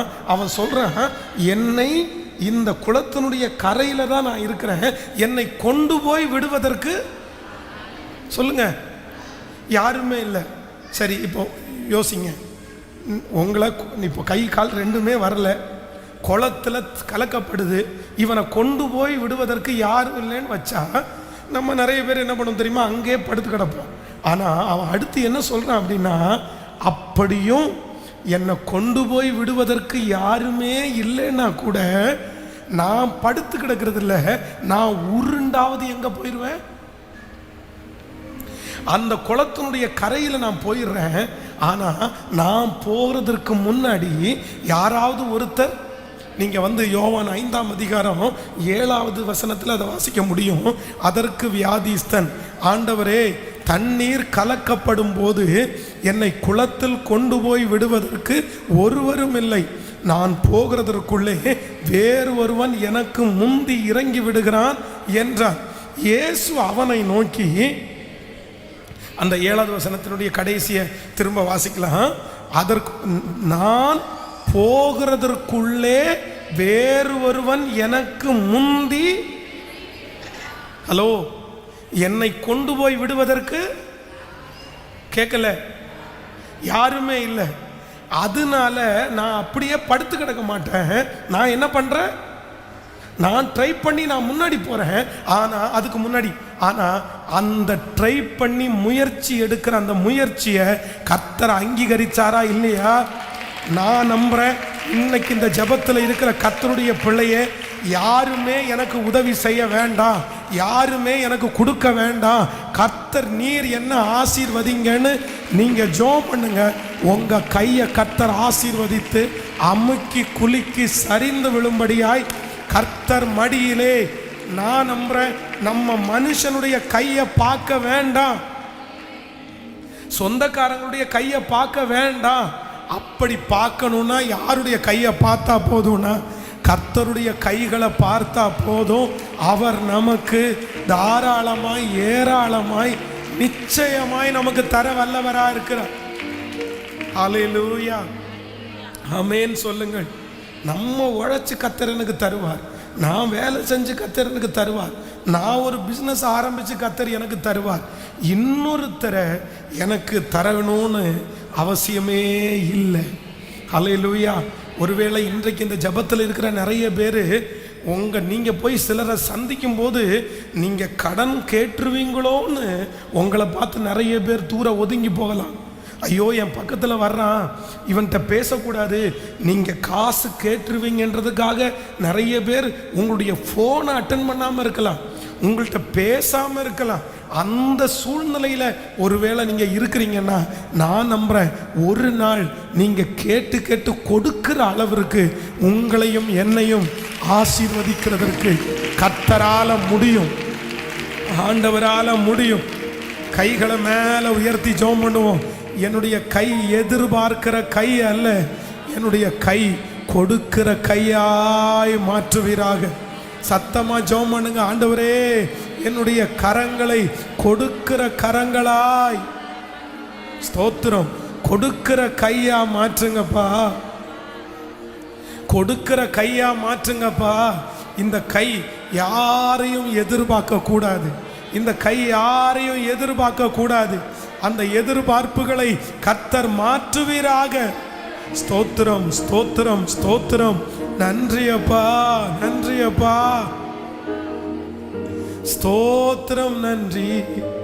என் தேவனால் நான் உயருவேன், என் தேவனால் நான் வளருவேன், என் தேவனால் உயருவேன், தேவனால் வளருவேன்.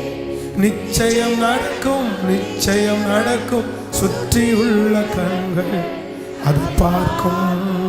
சொல்லுவோம், நிச்சயம் நடக்கும், நிச்சயம் நடக்கும், சுற்றியுள்ள கண்கள் அது பார்க்கும். என் தேவனால், என் தேவனால் நான் உயருவேன், என் தேவனால் நான் வளருவேன். பாடுவோம்.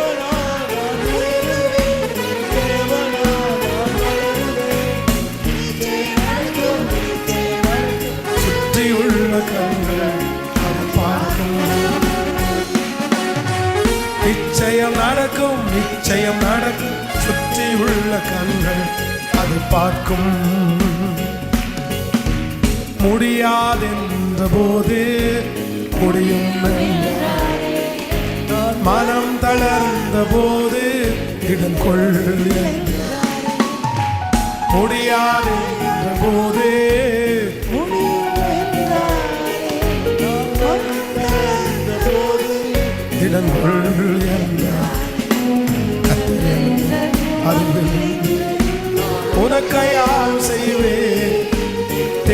பார்த்து கொள்வேன் என்றாரே.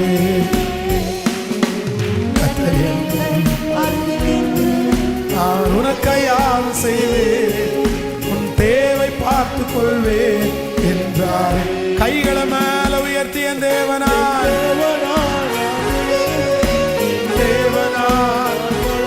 சொல்லுவோம்.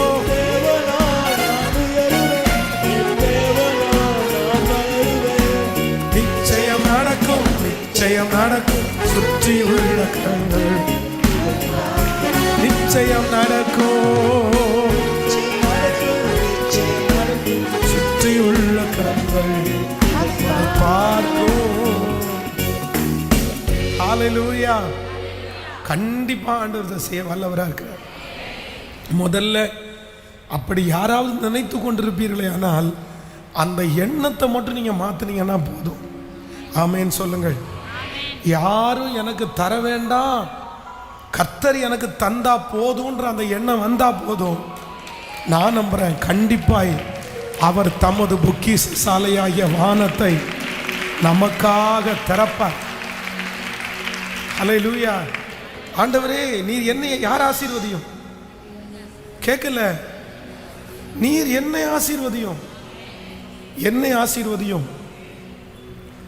ஏசா தனக்கு வந்த முதல் ஆசீர்வாதத்தை தெரியாம தன்னுடைய சகோதரனுக்கு கொடுத்துட்டான், இழந்துட்டான். ரெண்டாவது ஆசீர்வாதத்தை அவங்க அப்பா கொடுக்கிறத தன்னுடைய சகோதரன் வஞ்சித்து எடுத்துக்கொண்டான். தன்னுடைய தகப்பனார் இடத்துல கதறான், என் தகப்பனே ஒரு ஆசீர்வாதம் கூட எனக்கு இல்லையா? இப்போ தகப்பனுடைய ஆசீர்வாதமும் இல்லை, அவனுடைய ஆசீர்வாதமும் இல்லை. மூன்றாவது அவன் யாரை தேடி போறான்னா, தன்னுடைய சகோதரன் மேலே இருந்த அந்த கசப்பை மாற்றி ஆண்டவருக்கு பிரியமா வாழணும்னு நினைச்ச உடனே ஆண்டவர் அவனுக்கு ஒரு ஆசீர்வாதத்தை கொடுக்கிறார். அந்த மலை நாடு எங்கும் ஒரு அடி நிலங்கூட நீ எடுக்க கூடாது. அதை நான் யாருக்கு கொடுத்தேன் அப்படின்னா, ஏசாவுக்கு நான் கொடுத்துட்டேன். அப்ப ஆண்டவர் கொடுத்துட்டாரா? அப்ப நான் நம்புறேன், உங்களுடைய முயற்சி உங்களுக்கு விட்டு போயிருக்கலாம், உங்களுக்கு தர வேண்டியதை கூட ஏமாத்தி எடுத்திருக்கலாம். ஆனா நீங்க ஒண்ணு ஜெபம் பண்ணுங்க, நீங்க என்ன பிளஸ் பண்ணுங்க ஆண்டவரேன்னு கேளுங்க. கண்டிப்பா ஆண்டவர் உங்களை ஆசீர்வதிப்பார். அவங்கள்ட்ட கேட்கறது மாதிரி உங்களுக்கு வராது. நான் ரொம்ப ஆசைப்படுறது என்ன அப்படின்னா, நீங்களும் நானும் ஒவ்வொருத்தரும் இந்த ஆபிரகாம மாதிரி இருக்கணும். ஒரு வசனத்தை வாசிங்க. ஆதியாகமம் 23ஆம் அதிகாரத்தினுடைய 9வது 10வது வசனத்தை வாசிக்கலாமா? ஆதியாகமம் 23ஆம் அதிகாரத்தினுடைய 9வது 10வது வசனம். தன் நிலத்தின் கடைசியிலே இருக்கிற மக்பேலா எனப்பட்ட குகையை எனக்கு சொந்தமான கல்லறை பூமியாய் இருக்கும்படி தர வேண்டும் என்று அவனிடத்தில் எனக்காக வேண்டிக் கொள்ளுங்கள், அது பொருத்தமான விலைக்கு அவர் அதை தருவாராக என்றார். எப்ரோன் ஏத்தின் புத்திரர் நடுவிலே உட்கார்ந்திருந்தான். அப்பொழுது ஏத்தியனாகிய எப்ரோன் தன் ஊர் வாசலுக்குள் பிரவேசிக்கிற ஏத்தின் புத்திரர் அனைவரும் கேட்க, ஆபிரகாமுக்கு பிரதி உத்தரமாக, அப்படி அல்ல என் ஆண்டவனே, என் வார்த்தையை கேளும், அந்த நிலத்தை உமக்கு தருகிறேன், அதில் இருக்கும் குகையையும் உமக்கு தருகிறேன், என் ஜன புத்திரனுடைய கண்களுக்கு முன்பாக அதை உமக்கு தருகிறேன், உம்மிடத்தில் இருக்கிற பிரேதத்தை அடக்கம் பண்ணும் என்றான். அப்பொழுது ஆபிரகாம் அந்த தேசத்தாருக்கு வந்தனம் செய்து, தேசத்தின் ஜனங்கள் கேட்க எப்ரோனை நோக்கி, கொடுக்க உமக்கு மனதிருந்தால் என் வார்த்தையை கேளும், நிலத்தின் விலையை தருகிறேன், என் கையில் அதை வாங்கி கொள்ளும், அப்பொழுது என்னிடத்தில் இருக்கிற பிரேதத்தை அவ்விடத்தில் அடக்கம் பண்ணுவேன் என்றான். ஹலோ, எப்படி ஒரு நடக்குது பாருங்களேன். ஆபிரகாமனுடைய மனைவி இறந்துட்டாங்க. இப்பொழுது அந்த மக்பேலா குகை அவருக்கு ரொம்ப பிடிச்சிருச்சு. சரி, தன்னுடைய மனைவி அதில் அடக்கம் பண்ணணும்னு அவர் நினைக்கிறாரு. இப்போ அந்த குகையும் அந்த இடத்தினுடைய ஓனரும் இன்னொருத்தர். அப்போ அவரிடத்துல போய் கேட்குறாரு, இந்த மாதிரி எனக்கு கொஞ்சம் அடக்கம் பண்ண கொடுங்கன்னு சொன்ன உடனே அவர் என்ன சொல்கிறார் அப்படின்னு சொன்னால், நீங்க என்ன என்கிட்ட வந்து பேசிட்டு இருக்கிறீங்க? இந்த குகையும் அதில் உள்ள இடத்தையும் வந்து அன்னைக்கெல்லாம் பத்திரம் அப்படின்னு சொல்றது எழுத்தின் பிரகாரமா இல்லை, ஜனங்கள் கூடி நிற்கும் போது அவங்களுக்கு முன்னாடி சொல்ற வார்த்தை தான். அதுதான் ரொம்ப பெரிய வார்த்தை, அதுதான் பத்திரம். எல்லாருக்கும் முன்னாடி வச்சும் அந்த இடத்தை நான் உங்களுக்கு தர்றேன் அப்படின்னு சொல்லிட்டாரு.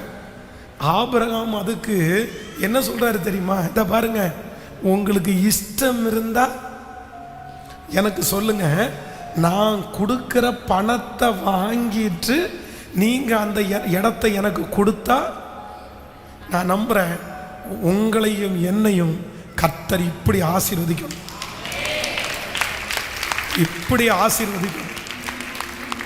யாராவது ஒருத்தர் நமக்கு இனாமா தர்றேன், சும்மா வச்சுக்குங்க, எனக்கு தேவையில்லை அப்படின்னு சொல்லி கொடுக்கறத கூட, இல்லைப்பா எனக்கு இப்போ அது தேவை இருக்குது, ஆனால் எனக்கு தேவை இருக்கிற இந்த பொருளை நீ சும்மா இனாமா கொடுத்து நான் வாங்க மாட்டேன், நான் என் காசு கொடுத்து வாங்கிக்கிறேன் அப்படின்னு சொல்கிற அளவிற்கு ஆண்டவர் உங்களை என்னையும் ஆசீர்வதிக்கணும்னு ஜெபம் பண்ணுறேன்.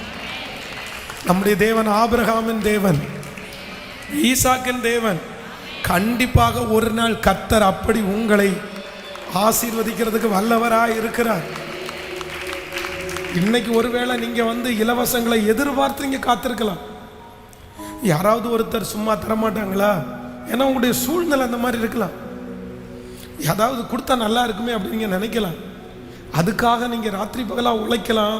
நீங்க போய் அவங்களுக்கு முன்னாடி கை கட்டி நின்று வெட்கத்தோட திரும்பி வரலாம். ஆனா நான் நம்புறேன், வருகிற ஆண்டு கர்த்தர் உங்களுடைய கைகளை கர்த்தர் மாற்ற போறார். உங்களுடைய கைகளை கர்த்தர் ஆசீர்வதிக்க போறார். உங்களுடைய கைகளை கர்த்தர் பெருக பண்ண போகிறார். நீங்கள் அநேகருக்கு கொடுக்கிற அளவிற்கு, நீங்கள் இலவசமாய் பெற்றுக்கொள்ளாத அளவிற்கு கைகளை உயர்த்தி ஏசப்பாட்ட சொல்லும், ஆண்டவரே இந்த கிருபை எங்களுக்கு தாரும், எங்களுடைய பிள்ளைகளுக்கு தாரும் ஆண்டவரே. சொல்லுங்க, நன்றி அப்பா, நன்றி அப்பா, நன்றி அப்பா, தாரும் ஆண்டவரே. என்னுடைய கர்த்தர் எனக்கு செய்ய வல்லவரா இருக்கிறார். 3 ஜெப குறிப்புக்காக ஜெபம் பண்ணோம். நம்பர் 1, முதலாவதாக என்னுடைய பொத்தலான கையை மாற்றுகிற கர்த்தர்.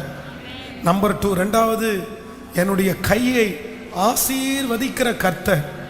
3வது என்னை கொடுக்க வைக்கிற கர்த்தர். என் கையை எதிர்பார்க்கிற அளவுக்கு அல்ல, கொடுக்கிறதாய் மாற்றுகிற கர்த்தர். இந்த 3 ஆசீர்வாதங்களையும் இந்த சத்தத்தை கேட்கிற உங்க எல்லாருடைய தலையின் மேலையும் கர்த்தர் அப்படியே வைப்பாராக. ஆமென். இது கண்டிப்பா நடக்கும். என்னுடைய கையை ஆசீர்வதிக்கிற கர்த்தர், உடைய கைகளை கொண்டு நிறைய பேரை கர்த்தர் ஆசீர்வதிப்பாராக. உடைய கை அநேகருக்கு ஆசீர்வாதமான கையாய் மாறட்டும்.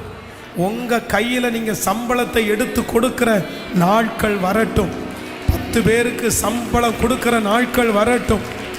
உங்க கையினால எடுத்து 10 பேருக்கு உதவி செய்கிற அந்த நாட்கள் வரும். உங்க கை இனி செய்கிற எல்லாம் பிளஸ்ஸிங்கா, ஆசீர்வாதமாய் அமையும் என்று நான் நம்புகிறேன். அல்லேலூயா, ஆமென். இந்த கர்த்தர் கொடுத்த இந்த கை ரொம்ப விலையேற பெற்ற கை. ஸோ இது வைக்கிற இடமெல்லாம் எப்படி இருக்குமாமா? ஆசீர்வாதமா இருக்கும். கை தொட்டா நல்லது, கை வச்சா அது கண்ணாடி. ஒரு பழமொழி சொல்லுவாங்கல்ல, கை வச்சா அது கண்ணாடி. அப்போ இந்த கையில இத்தனை ஆசீர்வாதத்தை கர்த்தர் வச்சிருக்கிறார்ல, இப்போ இந்த கையை சத்துரு வந்து நிறைய தீமைக்கு பயன்படுத்துகிறான். நான் நம்புறேன் இப்ப நிறைய பேருடைய கை எப்படிப்பட்ட தீமைக்கு பயன்படுது அப்படின்னா, இந்த பரிசுத்த வேதாகமத்தை சுமக்கணும், இந்த வார்த்தையெல்லாம் தியானிக்கணுன்ற கை இப்ப நிறைய நேரத்தில் போனையே நிறைய கை நோண்டிட்டே இருக்குது. நீங்க வந்து உங்களுடைய கையில் பரிசுத்தம் வேணும். உங்க கையை எல்லாத்துக்கும் நீங்க செலவழிக்க முடியாது. நான் நம்புறேன் இதை என்னுடைய கையில் எடுக்கிறதுக்கு சமயம் இருக்கணும். நேரம் இருக்கணும்.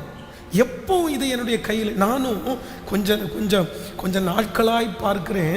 பாருங்க, நான் அது தப்பாக சொல்லலை, அதை நிறைய பேர் பழகிட்டாங்க. ஆனால் எனக்கு அது பிடிக்கல. பாருங்க, இப்போ எல்லாரும் என்ன பண்ணுறாங்க தெரியுமா? சர்ச்சில் ஒரு பாட்டு பாட சொன்ன உடனே எதை வச்சு பாடுறாங்க சொல்லுங்களேன்? அவ்வளோதான். அந்த பாட்டு தெரியுமோ தெரியாதோ, அவங்களுடைய செல்ஃபோனை காமிக்கணுன்றதுக்காக நினைக்கிறாங்களோ தெரியல, அதை முன்னாடி இப்படி வச்சு அதை பார்த்தே பாடு. எங்கே போங்க, எங்கே போய் இருங்க, எல்லா இடத்துலையும் அவங்களுடைய 2 கைகளும் எங்கே தான் இருக்குது அப்படின்னா அந்த மொபைல் ஃபோன்லேயே இருக்குது. அதில் ஏதாவது நன்மையை செஞ்சால் கூட பரவாயில்ல, இதில் நல்லதை பார்த்தா பண்ணினா கூட பரவாயில்ல. இந்த கேம்ஸ் விளையாடுற பிள்ளைங்க, நான் சொல்கிறேன், நான் ஏதோ ஒரு 5 நிமிஷம் 2 நிமிஷம் ஒரு சின்ன விஷயத்தை நீங்கள் ஒரு சின்ன சந்தோஷத்துக்காக அதில் இல்லைன்னா ஒரு சின்ன கேம்ஸு இல்லைன்னா ஒரு கிரிக்கெட் இந்த மாதிரிலாம் விளையாட்டை அதனுடைய ஸ்கோர் எவ்வளோ இருக்குது அப்படியெல்லாம் சிலர் பார்க்குறாங்க. ஆனால் சிலர் 2 கையையும் வச்சு அதிலேயே நோண்டி நோண்டி நோண்டி இருக்கிறது, இது ஆண்டவருக்கு பிரியமற்றது. அப்போ உங்களுடைய கைகளை நீங்கள் எதுக்கு செலவு பண்ணுறீங்கன்றத நீங்கள் கொஞ்சம் யோசிச்சு பாருங்க. உங்கள் கை எதுக்கு பயன்படுது? உங்கள் கையை எதுக்காக நீங்கள் யூஸ் பண்ணுறீங்க? அசுத்த காரியத்தில் உங்களுடைய கைகளை நீங்கள் கொண்டு போகாதீங்க. நீங்கள் வேதத்தில் வாசிக்கும்போது ரொம்ப அழகாக சொல்லுது. இப்போ ஆண்டவர் சகேயனுடைய வீட்டிலே தங்கணும்னு ஆண்டவர் வர்றாரு. வந்த உடனே என்ன சொல்றாரு அப்படின்னு சொன்னா, நான் யாரிடத்துல ஆகிலும் அநியாயமாய் வாங்கினது உண்டானால் அதை நாளத்தனையாக நான் என்ன பண்றேன், திரும்பி கொடுக்கிறேன் அப்படின்னு சொன்னா, இந்த கை அடுத்தவங்க பொருளை நம்முடைய கையில வச்சுக்க கூடாதாமா, அடுத்தவங்க பொருளை வச்சுக்க கூடாதாமா. ஹலோ, இந்த ஜெபத்தில் இருக்கிற ஆண்டவருடைய பிள்ளைங்க, இந்த கையை சுத்தப்படுத்திட்டு புது வருஷத்துக்குள்ள போங்க. இன்னொருத்தருடைய பொருளை அபகரித்து வச்சிருக்கிறீங்களா? இன்னொருத்தருடைய பொருளை திருடி வச்சிருக்கிறீங்களா? ஆகானை குறித்து வேதம் சொல்லுகிறது, ஜோஷுவானாலே வெற்றின்னு தான் அர்த்தம். ஆனால் அந்த ஜோஷுவா முதல் தோல்வியை பார்த்தது என்ன தெரியுமா? ஆகான் என்கிற ஒருவன் சாபத்தீடானதை இச்சித்து தன்னுடைய கையில் எடுத்துட்டான். அது ஒன்றும் பெரிய விஷயம் இல்லை. அதை எடுத்து வச்ச உடனே ஆண்டவர் சொல்றாரு, ஒரு பெரிய தோல்வியே வந்துருச்சு. அப்போ இன்னொருத்தருடைய பொருட்கள் மேல, இன்னொருத்தருடைய சொத்து மேல, இன்னொருத்தருடைய பணத்தின் மேல எப்பவுமே நமக்கு என்ன வரக்கூடாதுன்னா ஆசை வரக்கூடாது. ஆமேன் சொல்லுங்கள். இன்றைக்கு ஆண்டவருடைய பிள்ளைகள் தயவு செய்து உங்களுடைய வீட்டில் போய் தேடி பாருங்க, தயவு செய்து தேடி பாருங்க. இன்னொருத்தருடைய பொருள் உங்க வீட்டில் இருக்குமானால் அவங்க தப்பா நினைச்சா கூட பரவாயில்ல, அதை கொண்டு போய் என்ன பண்ணிருங்க சொல்லுங்க. கேட்கல, நிறைய பேருக்கு சத்தமே வரலையே. நான் சொல்றேன், நிறைய பாத்திரம் இருக்கும் பாருங்க. லட்சுமின்ற பேர்ல பாத்திரம் இருக்கும். லட்சுமிக்கும் நமக்கும் சம்பந்தமே இருக்காது. ஆனா நம்ம நிறைய பேர் லட்சுமி வந்தது நல்லதுடா அப்படின்னு வாங்கி உள்ள வச்சுக்குவாங்க. நிறைய பேர் அந்த லட்சுமி யாருன்னு தேடி கண்டுபிடிச்சு கொடுக்கணும்னு அது நமக்கு தோணவே தோணாது. வந்த வரைக்கும் நமக்கு லாபம், கிடைச்ச வரைக்கும் நமக்கு லாபம். அப்போ இன்னொருத்தருடைய பொருளை அவர்களாய் ஆசைப்பட்டு நமக்கு ஒரு கிஃப்டாக கொடுக்குறாங்க, வச்சுக்கோங்கன்னு கொடுக்குறாங்க, பரவாயில்ல, அது சந்தோஷமா நீங்க வாங்கிக்கிங்க, தவறல்ல. ஆனா எப்பொழுதுமே உங்களுடைய கை எதுல சுத்தமா இருக்கணும்னா, ஆண்டவரே, நான் யாரிடத்திலையும் அநியாயமாய் வாங்கினது உண்டானால், அநியாயமாய் வாங்கினது உண்டானால், இன்னொருத்தருடைய சொத்தை, இன்னொருத்தருடைய நிலத்தை, இன்னொருத்தருடைய பணத்தை, இன்னொருத்தருடைய பொருளை ஏமாத்தி அபகரிச்சு, இதா கல்யாணத்துக்கு போட்டுட்டு தர்றேன் அப்படின்னு நகையை வாங்கிட்டு போறது. ஆமா, இந்த மாதிரி கல்யாணத்துக்கு நான் போகும்போது நகை இல்லாமல் போனால் ஊரில் இருக்கிறவங்க எல்லாம் தப்பாக நினச்சிருவாங்க. உன்னுடைய நகை இருக்குதா, போட்டுட்டு தரட்டுமான்னு வாங்கிட்டு போட்டுட்டு அதுக்கப்புறம் இன்னைக்கு வரல, நாளைக்கு தர்றேன், நாளான்னைக்கு தர்றேன், ஒரு வாரமாக தராமல் அதுக்கப்புறம் அந்த நகையை அவங்களுக்கு தெரியாமலே கொண்டு போய் விற்று இல்லைன்னா அடகு வச்சு அந்த பணத்தை எடுத்து செலவு பண்ணுறதுக்கு எப்படி எப்படி வருது உங்களுக்கு தைரியம்? மனுஷனுக்கு எப்படி தைரியம் வருது? அந்த மனுஷன் எப்படி ஆசீர்வாதமா இருக்க முடியும் சொல்லுங்க? அவங்க அது குருவி சேர்த்தது மாதிரி சேர்த்துருப்பாங்க. அவருடைய கணவனார் எவ்வளவு பிரச்சனை, மனைவி எவ்வளவு பிரச்சனை. அண்ணா அம்மா கணவனாருக்கு தெரியாம அக்காட்ட போய் நைஸா பேசி அந்த பத்திரத்தை கொடுக்கா, நான் வந்து தந்துடுறேன்க்கா அப்படின்னு வாங்கி கொண்டு போய் அதை அடமானம் வச்சுட்டு 5 வருஷமா மீட்டு கொடுக்காம கணவனார் இப்போ பத்திரத்தை கேட்குறாரு. தம்பிக்கு ஃபோன் பண்ணி, எப்பா நீ கொஞ்சம் அந்த பத்திரத்தை கொடுப்பா, மச்சான் கேட்குறாரு அப்படின்னா, நீ என்ன வேணாலும் பண்ணிக்கோ, என்னால் இப்போ அதை கொடுக்க முடியாது, நான் என்ன பண்ணுறது அப்படின்னு கேட்டால் இந்த அநியாய பணம் நம்முடைய வாழ்க்கையில் நல்லதா அமையுமா? அடுத்தவங்களுடைய கண்ணீர் நம்மளை சும்மா விடாது. ஹலோ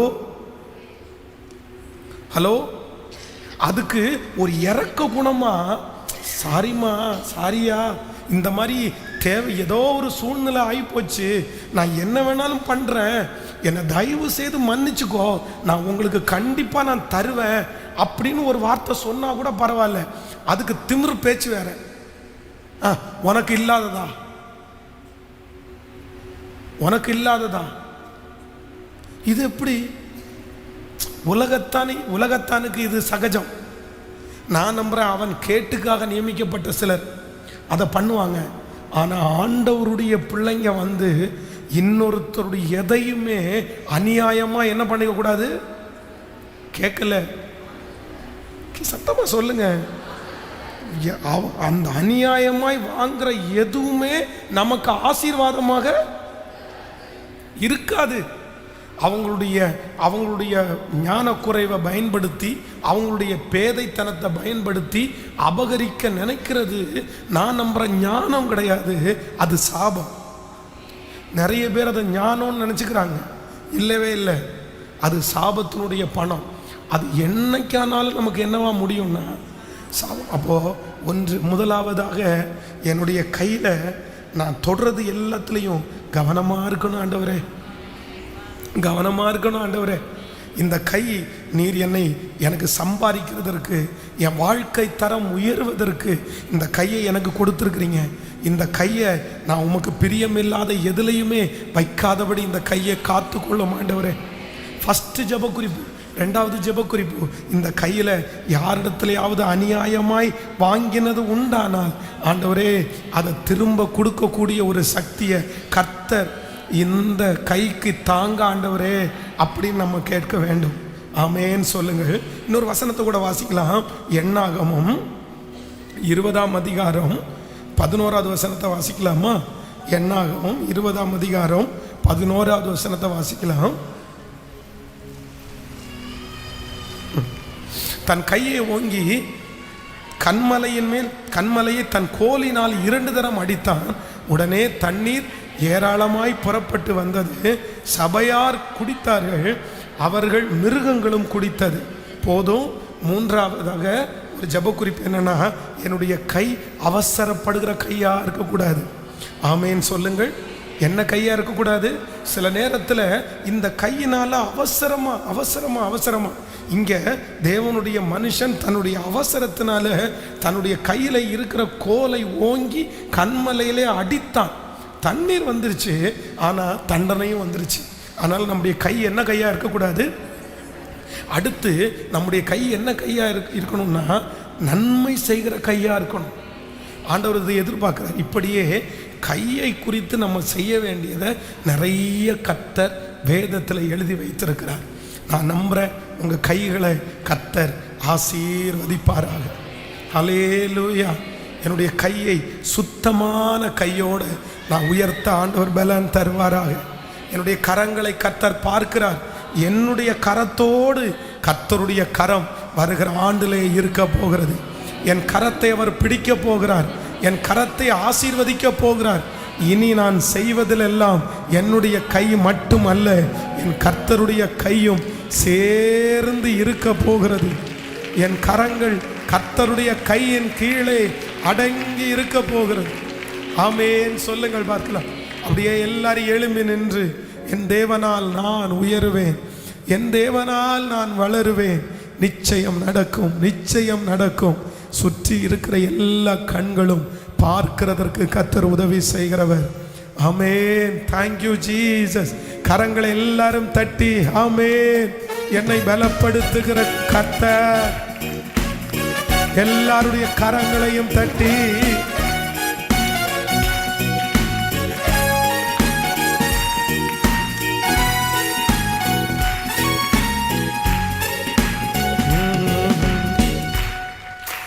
கர்த்தர் செய்ய நினைத்தது அது தடைபடாது. தேவன் என்னை ஆசீர்வதித்தார், தடுப்பது யாரு? பாடுவோம்.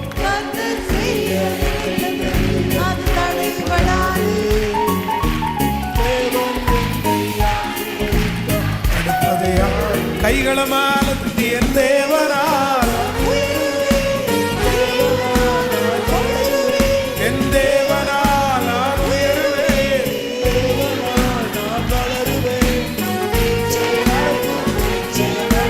சுற்றியுள்ள கண்கள் அதை பார்க்கும். நிச்சயம் நடக்கும், நிச்சயம் நடக்கும். சுற்றியுள்ள கண்கள் அதை பார்க்கும். முடியாதென்ற போது முடியும் என்றார், மனம் தளர்ந்த போது இதன் கொள். முடியாதென்ற போது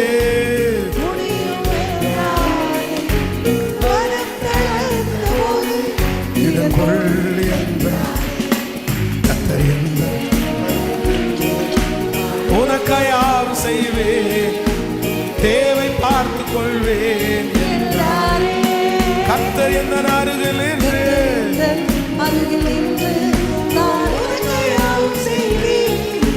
தேவை பார்த்து கொள்வேன் என்றாரே. கைகளை மேல தட்டி சொல்லுவோம், என் தேவனா. சொல்லுங்க.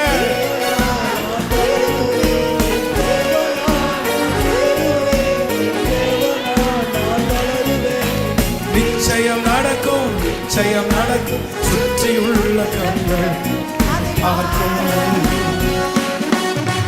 நிச்சயம் நடக்கும், நிச்சயம் நடக்கும். சுற்றியுள்ள கண். திரும்ப திரும்ப என் தேவனா,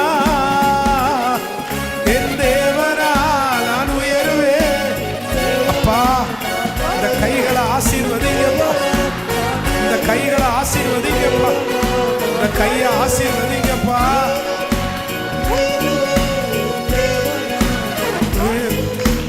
நிச்சயம் நடக்கும், நிச்சயம் நடக்கும். சுற்றியுள்ள கண்கள் அதை பார்க்கும். நிச்சயம் நடக்கும், நிச்சயம் நடக்கும். சுற்றியுள்ள கண்கள் அதை பார்க்கும். ஹல்லேலூயா. கவனிங்க வாலிப தம்பிகளும் தங்கச்சிகளும், கவனமாய் கவனிங்க. உன்னுடைய கையை ஆசீர்வதிக்கிறது யார் அப்படின்னா கர்த்தர் தான் உன் கையை ஆசீர்வதிக்கும். நான் சொல்றேன், திறமைகளும் தாளந்துகளும் இருந்த உடனே நீ பெரிய ஆள் ஆயிரவே முடியாது. யாபேஸ் ஜெபிக்கும் போது என்ன ஜெபிக்கிறாருன்னா, தேவரீர் உம்முடைய கரம் என்னோடு இருந்து. நான் நம்புறேன் இதுவரையிலையும் சகோதரனே, உன் கை செஞ்சது நிறைய செஞ்சிருக்கலாம், ஆனா உன் கையில ஒரு நன்மை கூட நீ பார்க்காம இருக்கலாம். ஆனா 2024 வருஷத்துல நுழையும் போது ஒன்று மட்டும் நீ ஜெபம் பண்ணுப்பா, என் கையோட சேர்ந்து உங்க கை இருக்கட்டும், உங்க கை இருக்கட்டும். நான் ஒரு நடந்த சம்பவத்தை உங்களுக்கு சொல்லி ஜெபித்து முடிக்கிறேன்.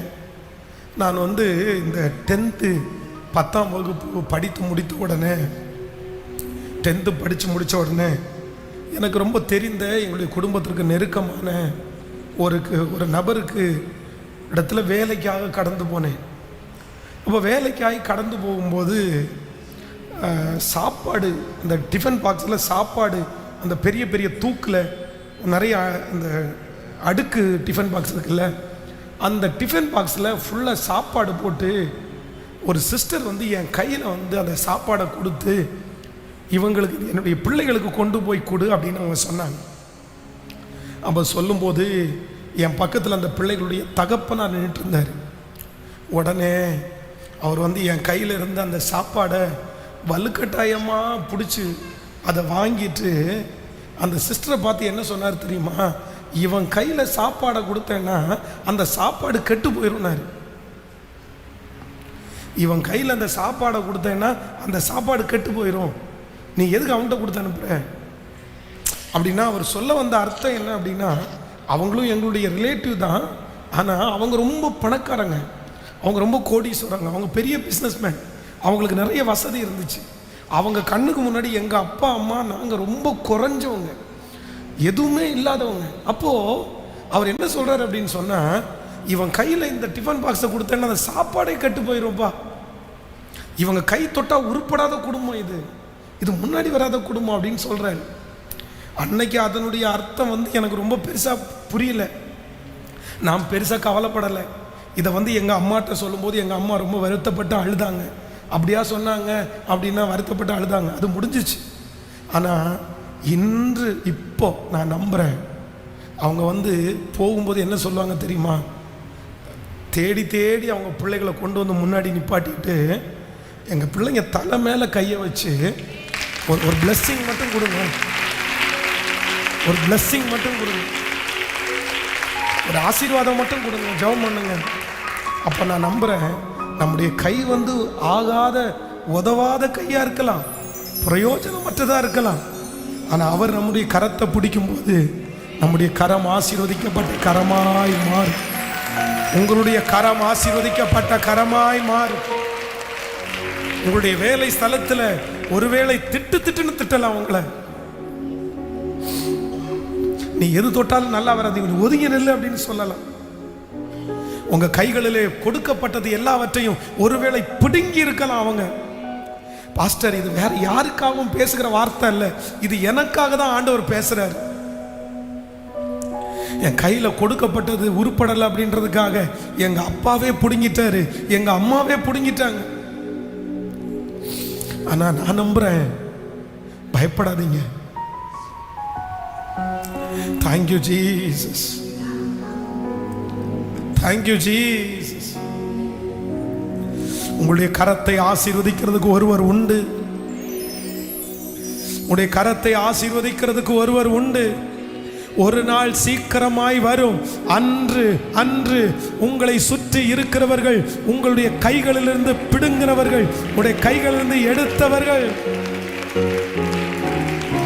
ஓ ஹalleluya, உங்களுடைய கைகளிலே கொடுத்து இதை நீங்கள் செய்யுங்கள் என்று சொல்லுகிற ஒரு காலம் வரும்.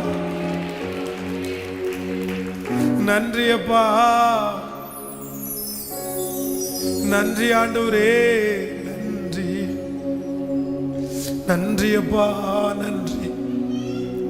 நம்முடைய கையிலிருந்து பிடுங்கப்பட்ட அதிகாரங்கள், நம்முடைய கைகளிலிருந்து பிடுங்கப்பட்ட ஆசீர்வாதங்கள் மறுபடியும் 10 மடங்கு அதிகமாய் நம்முடைய கரங்களிலே கொடுக்கப்படும்.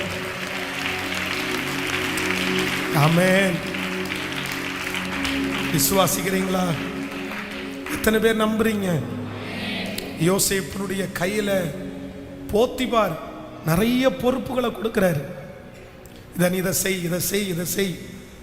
தன்னுடைய வீட்டு காரியம் கூட எல்லாத்தையும் அவன் கையில் கொடுத்துட்டாரு. ஆனால் கொடுத்த அந்த மனுஷனே நீ சரியில்லை அப்படின்னு சொல்லி அவனுடைய கையிலிருந்து கொடுத்த மொத்தத்தையும் பிடுங்கிட்டார். எல்லா பொறுப்பையும் கொடு, திரும்ப கொடு, எல்லா பொறுப்பையும் திரும்ப கொடு.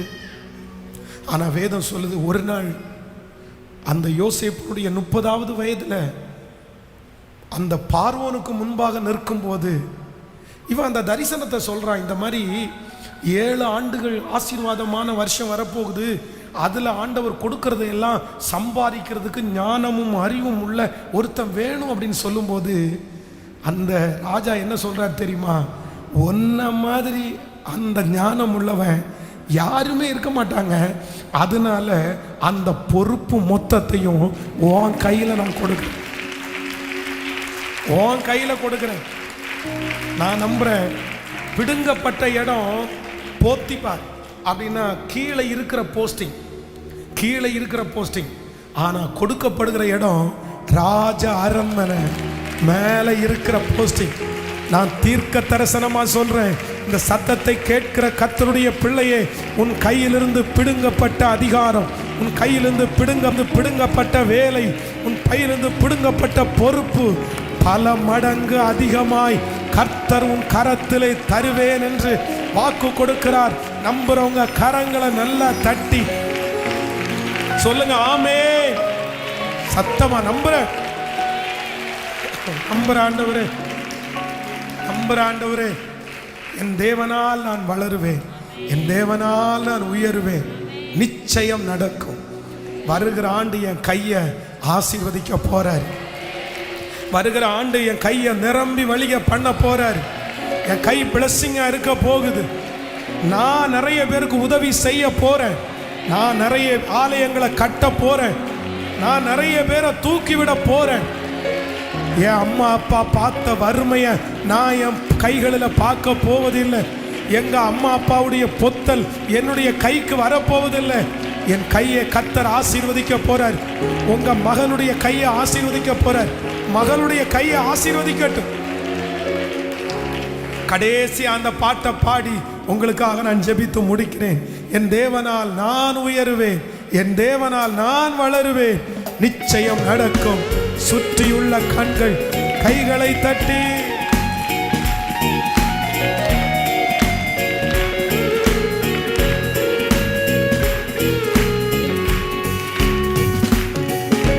முடியாதென்ற போது முடியும் என்றார். மனம் தளர்ந்த போது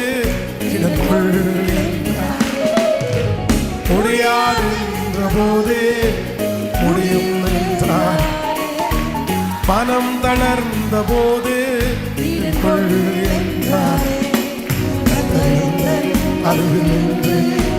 உனக்கு யார் செய்வேன், தேவை பார்த்து கொள்வேன் என்றாரே.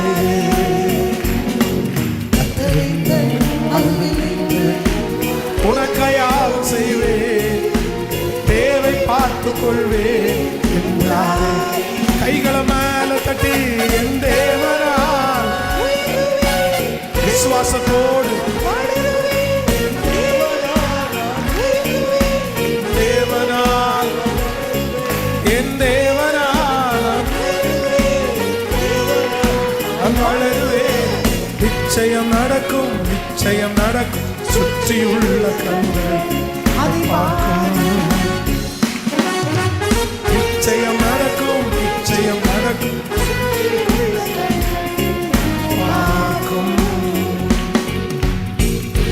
உடைய பிள்ளைகளை மனதார ஆசீர்வதிக்கிறேன். இன்னைக்கு 3வது நாள் இந்த ஜெபத்திலையும் கலந்து கொண்ட உம்முடைய பிள்ளைகளை கையிலே எடுப்பீராக. நீர் கொடுத்த வார்த்தையின்படியே எங்களுடைய கைகளை சுத்தமாய் பாதுகாத்து கொள்ள உதவி செய்யும் ஆண்டவரே. வருகிற 2024வது வருடம் அசுத்தமான கையோடு அல்ல, குறைவான கையோடு அல்ல, பரிசுத்தமுள்ள கையோடும் நிரம்பி வழிகிற கையோடும் காலடி எடுத்து வைக்கிறதற்கு இந்த சத்தத்தை கேட்கிற ஒவ்வொரு பிள்ளைகளுக்கும் அனுக்கிரகம் பாராட்டுவீராக. ஆன்லைன்ல இந்த சத்தத்தை கேட்டுக்கொண்டிருக்கிற பிள்ளைகளுக்கு அனுக்கிரகம் பாராட்டுவீராக. இந்த சத்தம் எங்கெங்கெல்லாம் துணிக்கப்படுதோ அங்கெல்லாம் உங்க வார்த்தை நிலைப்படுத்தப்படட்டும். தொடர்ந்து நடக்கிற நீ 4 நாட்களும் இந்த ஜபத்தை நடத்தக்கூடிய பலன் தாரும் ஆண்டவரே. இந்த ஜபத்துக்கான தடைகள் மாறட்டும் சாமி. அநேகம் பேர் இதில் பிரயோஜனப்படட்டும் ஆண்டவரே. கோசே நாட்டு ஜனங்களுக்கும் இஸ்ரவேல் ஜனங்களுக்கும் ஆண்டவரே எகிப்தியருக்கும் ஒரு வித்தியாசத்தை உண்டு பண்ணின கர்த்தர் இந்த 7 நாட்கள் ஆயத்த ஜபத்திலே கலந்து கொள்ளுகிற பிள்ளைகளுக்கு ஒரு வித்தியாசம் உண்டாகட்டும். உங்க பாதத்தை முத்தம் செய்கிறோம். இயேசுவின் மூலம் ஜெபம் எடுக்கிறோம் நல்ல பிதாவே. என் ஆத்துமாவே கர்த்தரை ஸ்தோத்திரி, என் முழுமே பரிசுத்த நாமத்தை ஸ்தோத்திரி. என் ஆத்துமாவே கர்த்தரை ஸ்தோத்திரி. கர்த்தர் செய்த சகல உபகாரங்களையும் மறவாதே. நம்முடைய ஆண்டவராகிய இயேசு கிறிஸ்துவின் கிருபை, பிதாவாகிய தேவனுடைய அன்பு, பரிசுத்த ஆவியானுடைய அந்யோன்ய ஐக்கியம் நம்மனோடும் இன்றும் என்றும் சதா காலம் கூட இருப்பதாக. ஹல்லேலூயா, ஹல்லேலூயா. Praise the Lord. God bless you. ஆண்டவர் உங்களை ஆசீர்வதிப்பார். Praise the Lord.